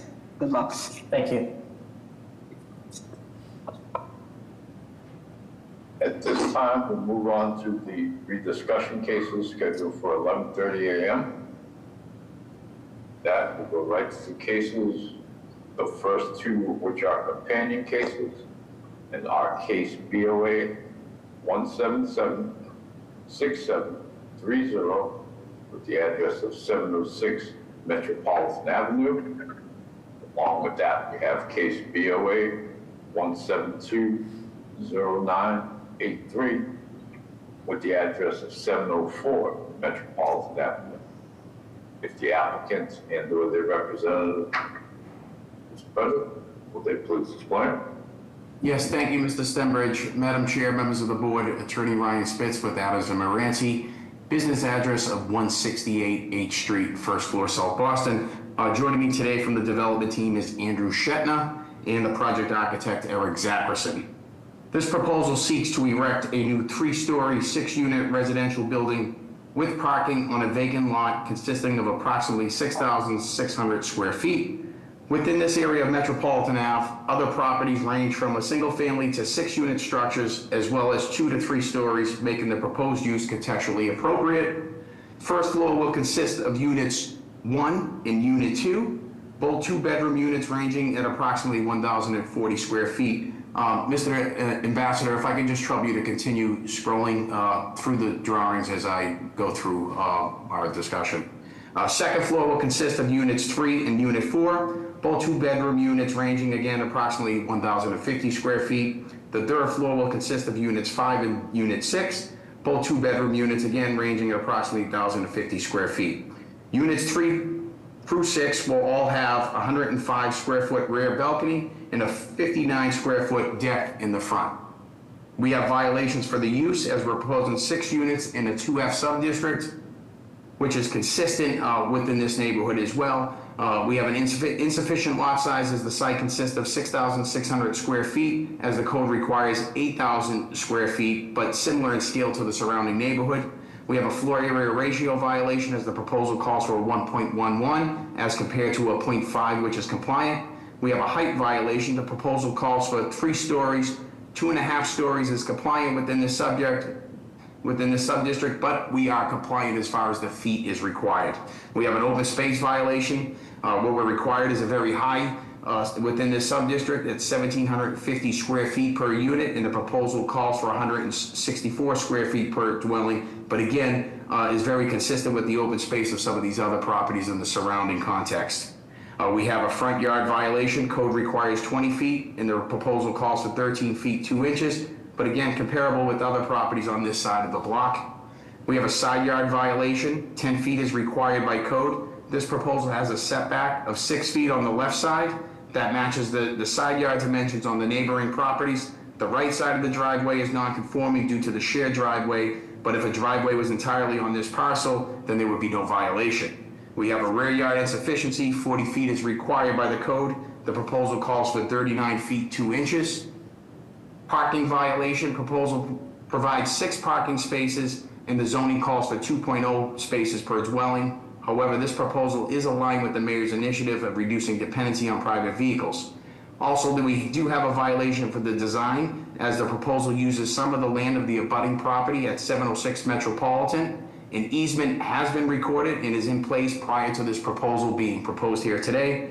This has also triggered the needed relief for the sister application of 706 Metropolitan Ave, which requires the release of a conditional use permit for the non-conforming use change and due to the easement of record for the parking access.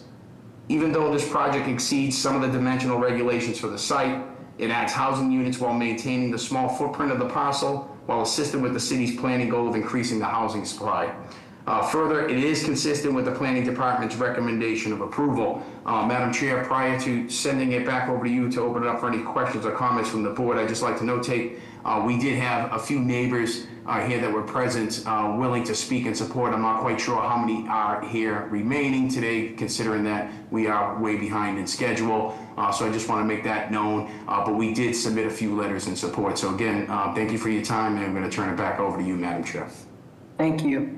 Are there questions from the board? Hearing none, may I have public testimony? Madam Chair and members of the board, for the record, my name is Jeremy Bembury. I'm the Hyde Park Community Engagement Specialist for the Office of Neighborhood Services. The applicant has completed the community process, which consisted of an abutters meeting facilitated on July 16th, where abutters raised concerns regarding the change from 4 stories and 8 units to 3 stories and 6 units, referencing the original refusal letter. Other concerns were the side yard setback, excessive requested variances, open space, affordability, ownership, and removal of trees on the property. No opposition was voiced during the meeting, but abutters remained concerned that the 6 units may still be too many. Next, the proponent moved forward and presented to Hyde Park Neighborhood Association, who voted to oppose the proposal. The association felt there was too many units for their lot of land, not enough parking, and too many violations. To date, our office has received 2 letters of support for the improvement of the property to a 6-unit and with 6 parking spaces. Thank you for your time, and the Mayor's Office of Neighborhood Services would like to defer to the board for their judgment. Next, we have people from the 10th section. Charlie, you can. Hey, good afternoon, Madam Chair and member of the board. My name is Charlie McDonald. I represent the owners at 693 Metropolitan Ave. We are in, full, complete support of this project. We believe that it will add tremendous value to the neighborhood, that the street and neighborhood does need a facelift, and I think that this would, bring, some good value to that street and the neighborhood. Just in full support. Thank you. Thank you. Next, we have the person with the number 617-634-1445. Good afternoon, Madam Chair and members of the board. Craig Martin with the Hyde Park Neighborhood Association. We have had the meeting in our neighborhood association with unanimous opposition to the density of this location. This lot size is too small for a 2-family for which it's zoned. We would, even though it would require zoning relief, support a 2-family construction, despite the zoning relief. But the 6 units is too much. And the abutters have, the long-time abutters have expressed the concern over and over again with our neighborhood that this is too close. The setbacks are too small and the density too much. Site. Again, it's too small. This lot size is too small for a 2-family. It would require a 20,000 square foot parcel to accommodate the 6 units. If the board does indeed choose to support, approve this, we would ask that a proviso be put in to save the only mature tree on this parcel, which provides canopy to the 2 adjoining parcels as well as this tree. There's a 1 parking space that they're taking down this tree for, and that 1 parking space could easily be maneuvered to another location adjacent to this parking lot. Save that tree. We ask that you please put that as a proviso. Thank you. Also, thank you. If there was room for one other proviso, we would prefer the roof decks not be included in this design. But the most important proviso is the tree safety. Thank you. Thank you. Thank you. And the last person is Chantal Turner. Hi, good afternoon. My name is Shantae Turner. I live at 706 Metropolitan Ave, and I am in support of the project. Thank you. Sorry, actually, there are 3 more people who raised their hand. Okay. Okay, we have Alexandra Ventura. Yes, hi, good afternoon. My name is Alexandra Ventura, and I am actually a neighbor. I live at 107 Arlington Street, and I'm here in support of the project. I do believe that it would be a positive addition to the neighborhood. Thank you. Thank you very much. Thank you. Okay. Next we have John Collins.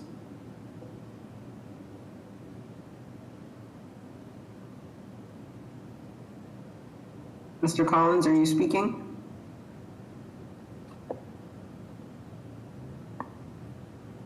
No. I don't know what's happening. Okay, well, would the applicant like to address the questions around the tree and the roof decks? Yes, so the owners would be happy to preserve that existing tree itself, so I don't think that's really a big issue in that sense. Happy to kind of work around preserving that tree. Secondly is we're hearing from Mr. Martin, who's just a part of the Civic Association. He's not an abutter to this proposal at all. We'd like to notate that our proposal is well aligned with the Planning Department's recommendation approval and is consistent with the surrounding, the context of the neighborhood as well. And as you heard from many of the abutters on this street, as well as the letters of support, seems to be that we do have some support coming from the neighborhood as well. Thank you. Any other questions from the board? May I have a motion? I put forward motion of approval. There's a second. Mr. Stenbridge. Yes. Mr. Valencia. Yes. Ms. Turner. Yes. Mr. Langham. Yes. Mr. Collins. Yes. Ms. Bonato. Yes. Chair votes yes, the motion carries. Good luck. Thank you. Sounds good. Next, we have I was looking up Spanish name. Next, we have two more companion cases. The first one is case VOA 1690861 with the address of 122 Wood Avenue. Along with that, we have case VOA 1690859 with the address of 120 Wood Avenue. If the applicant and/or the representative present, would they please explain the cases to the board? Yes, good afternoon, Madam Chair, members of the board. My name is Eileen Rosa. I am the residential designer and primary applicant for these applications representing the property owners, which is the Torres family, who have owned this property for approximately 7 years now. We are proposing a lot subdivision for the property located at 122 Wood Ave. It's a corner lot at Wood Ave and Roskindale Road. The existing lot measures 7,133 square feet and currently contains a two-family dwelling where they have one of these units leased with a Section 8 voucher. The intent of this proposal is to subdivide the property to create a new lot of approximately 3,181 square feet under the address of 120 Wood Ave, and to construct a new two-family residential building. So you can scroll down to the floor plans while I speak so I can briefly describe the units. This proposed building will consist of two dwelling units. Unit 1 will occupy the first floor and the basement, totaling approximately 1,200 square feet, and will include 2 bedrooms and 2 bathrooms. Unit 2, if we go through the floor plans, you'll see it will be occupied on the second floor and the attic level, totaling approximately 1,329 square feet, and it will also include 2 bedrooms and 2 bathrooms. If we can go up to the plot plan, scroll up to the plot plan for the next.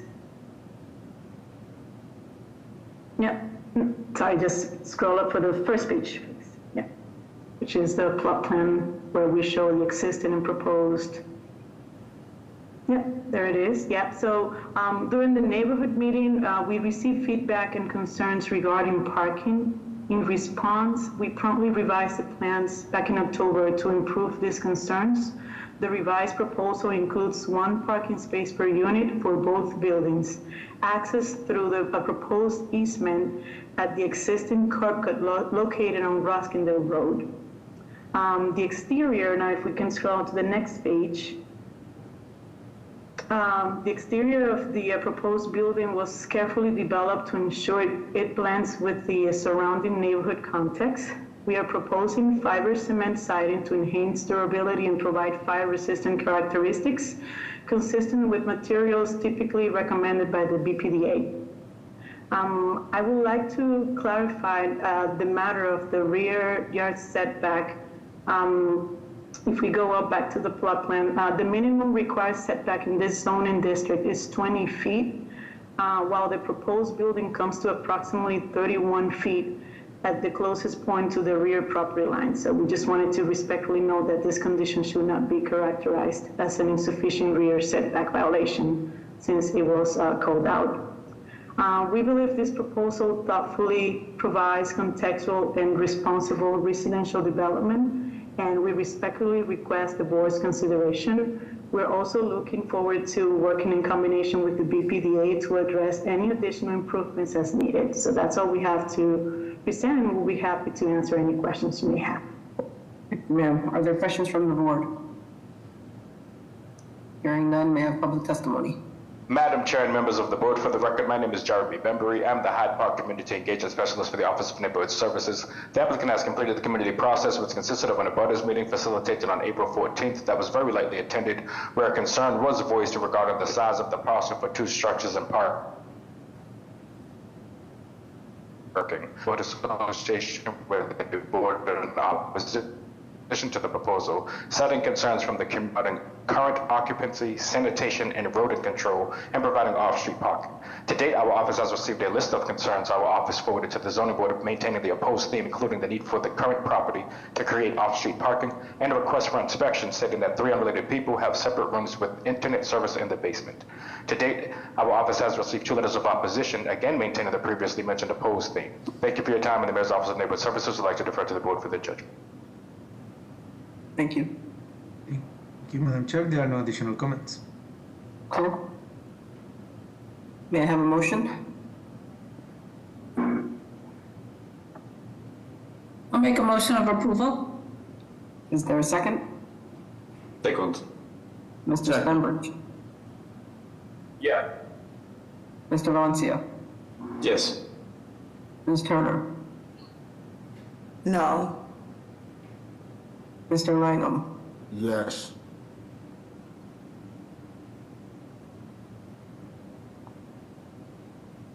Mr. Collins? Yes.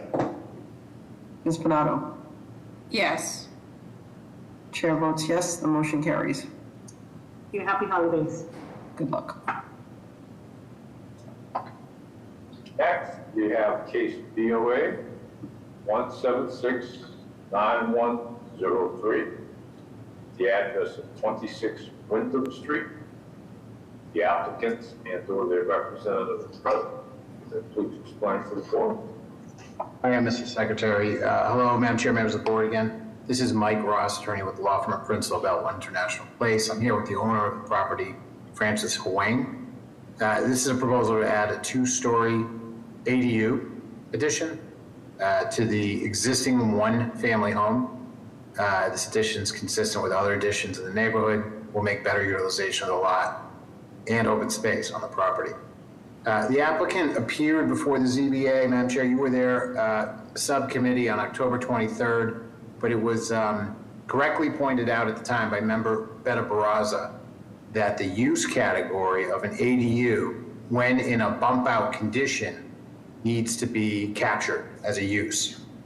So we have since done that and edited the refusal, or ISD rather, edited the refusal. And there was also a comment at that subcommittee hearing from an abutter requesting that we provide a increase to our rear yard setback at least consistent with the existing shed, which we have now done. Mr. or Madam Ambassador, I think it's Madam Ambassador, or Ambassador, if you could please go to page 3 of the site plan page. Yeah, that works. Thank you. Sorry, it's very small on my screen. As you can see, this is the revised site plan. You can see the bubbled area in the rear of the building, the top of the screen. It shows how, first of all, this addition will line up behind the existing house, and the addition will place that existing shed and pathway I referenced so that it consolidates all of the remaining open space to the left side of the rear yard, thereby optimizing the space for maximum usage. And now the rear yard has been increased, as I mentioned, to 5 feet, which is slightly greater than where the existing shed sits. Next slide, please. We wanted to show you this context photo slide to show how other rear yards within this immediate block are utilized, and how there are various additions as well as hardscaping within their rear yards. The BBD letter actually referenced this, said the scale and form of additions are consistent with patterns of expansion already present in the neighborhood. The red shows where there's a lack of dimensional conformity within existing parcels. And then we did cite this house in the lower left-hand corner. It's 36 Hopedale Street. It's almost exactly the same addition that we're proposing. It was approved by this board in 2018. Next slide, please. Here's an architectural site plan. Shows the first floor plan with the additional bedroom, office, bath, and kitchen off the rear. Note how it is behind the existing structure. Next slide, please. This slide references the zoning refusal, the zoning relief we're seeking. The refusal, as I mentioned, was amended for the ADU due to the bump out. We were originally cited for dimensional violations, FAR, side yard, rear yard for this proposal. BBDA also mentioned in their letter that these are consistent, remaining character with the surrounding block.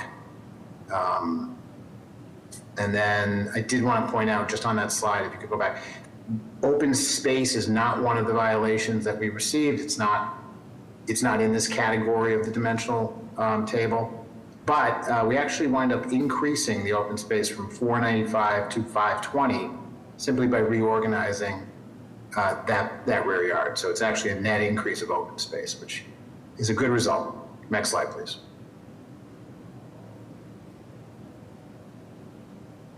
So these are the floor plans. The upper slide is the second floor. This is just a 2-story structure. Shows the new structure with a 3-bedroom office, 2nd bath, and then the lower plan shows. I already showed you the first floor, which has the bedroom, office, bath, and kitchen area. Elevation, please. Next slide. And the first elevation just shows how the addition sits behind and below the height of the existing. Actually, you can go to the second elevation if you'd like, Ambassador. Yeah, you can kind of see how the existing structure sits behind and below, and it's within the existing height limits of the code.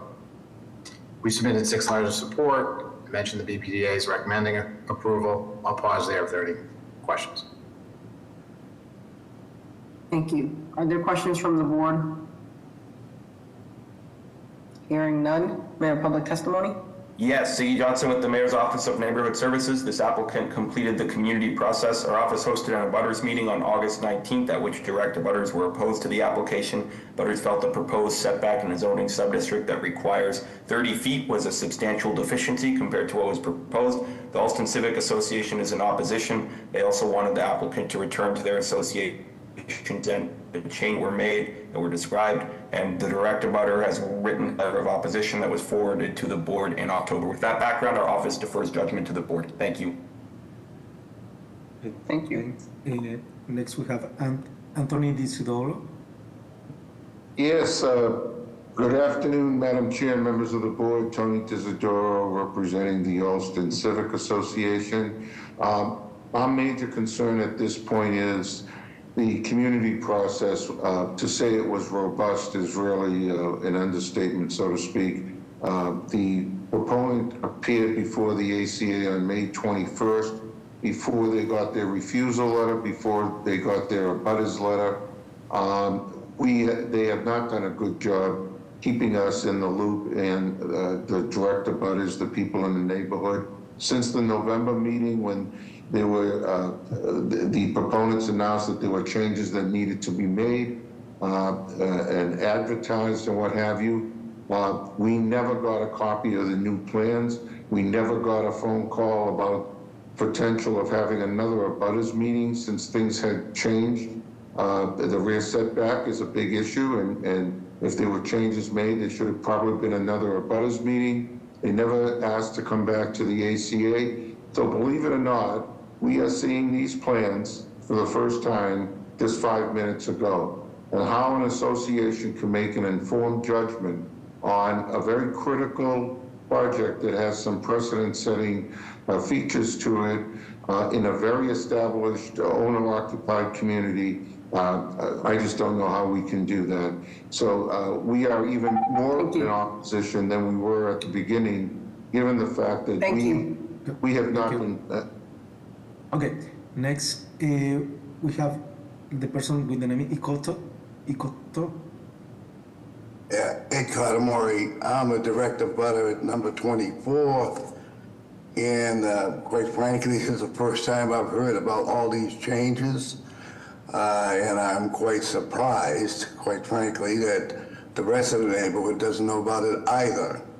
So I think they owe the neighbors as well as the ACA another meeting. I am still concerned about the green space that is going to be, even though they're changing it. I think that there could be a stormwater drain situation still, as they are still taking away some green space.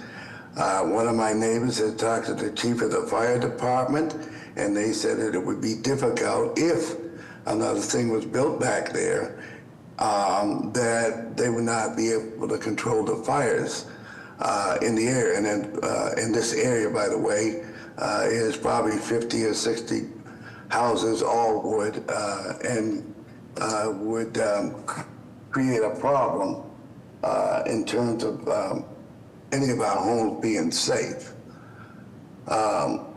So I am definitely fully against this going forward for the lack of information from the proponent. And the other thing is, one other item is, at the present time, now they're saying they're going to move into the rear. What's going to be in the front? Thank you. Okay. Madam Chair, there are no additional comments. Okay, Attorney Ross, would you like to address these concerns? Yeah, I would, please. Thank you.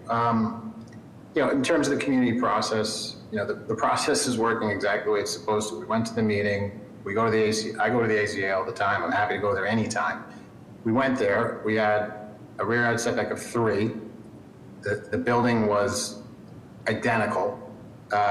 We were told that the neighbors wanted to see a further increase of the rear yard. I said, we'll do the best we can, and we increased it to 5. We gave them another 2 feet, which was where the shed was. The shed was actually a 4, so we actually outperformed where the shed was. We showed it to the neighbor who made the direct comment. I don't know if the previous speaker who just spoke saw it, but I know that the person who wasn't on the call here or did see it and had raised it directly. The neighbor went around, knocked on doors, and showed it. But it's, in terms of the community process, working exactly like it did. We went to the meeting. It wasn't an addition. It was a decrease of what was previously there. We made it better. In terms of the open space comment, as I mentioned, we increased the open space. We increased the green space in the backyard, not decreased it. So the previous comment about removing green space is just not true.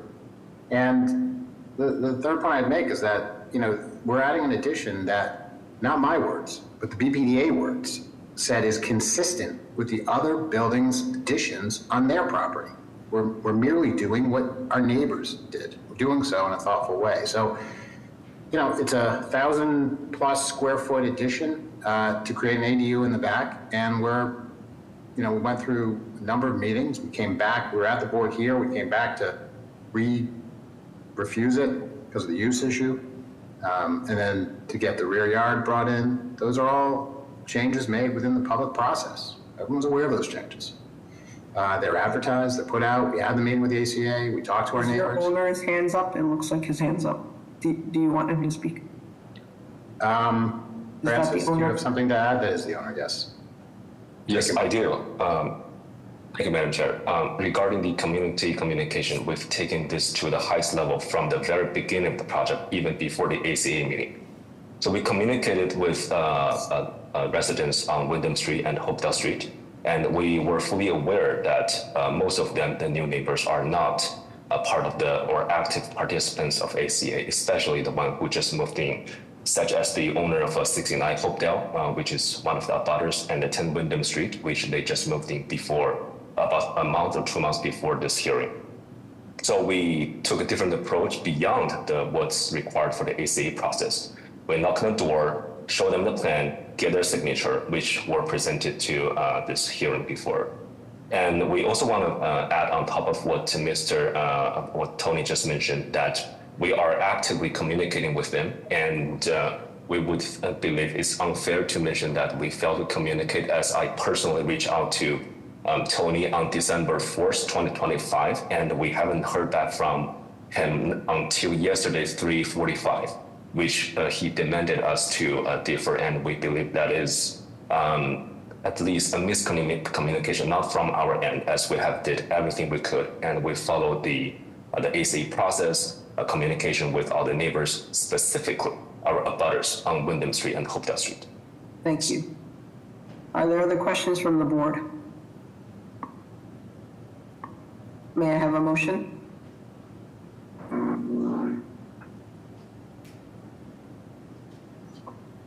Sorry, I'll make a motion of approval. There a second? Mr. Stembridge? Yes. Mr. Valencia? Yes. Ms. Turner? Yes. Mr. Langham? Yes. Mr. Collins? Yes. Ms. Bernardo? Yes. Chair votes yes, the motion carries. Good Thank luck, you sir. very much. Thank you. And happy holidays to everyone. Happy holidays. Thanks. Happy holidays, folks. Happy holidays.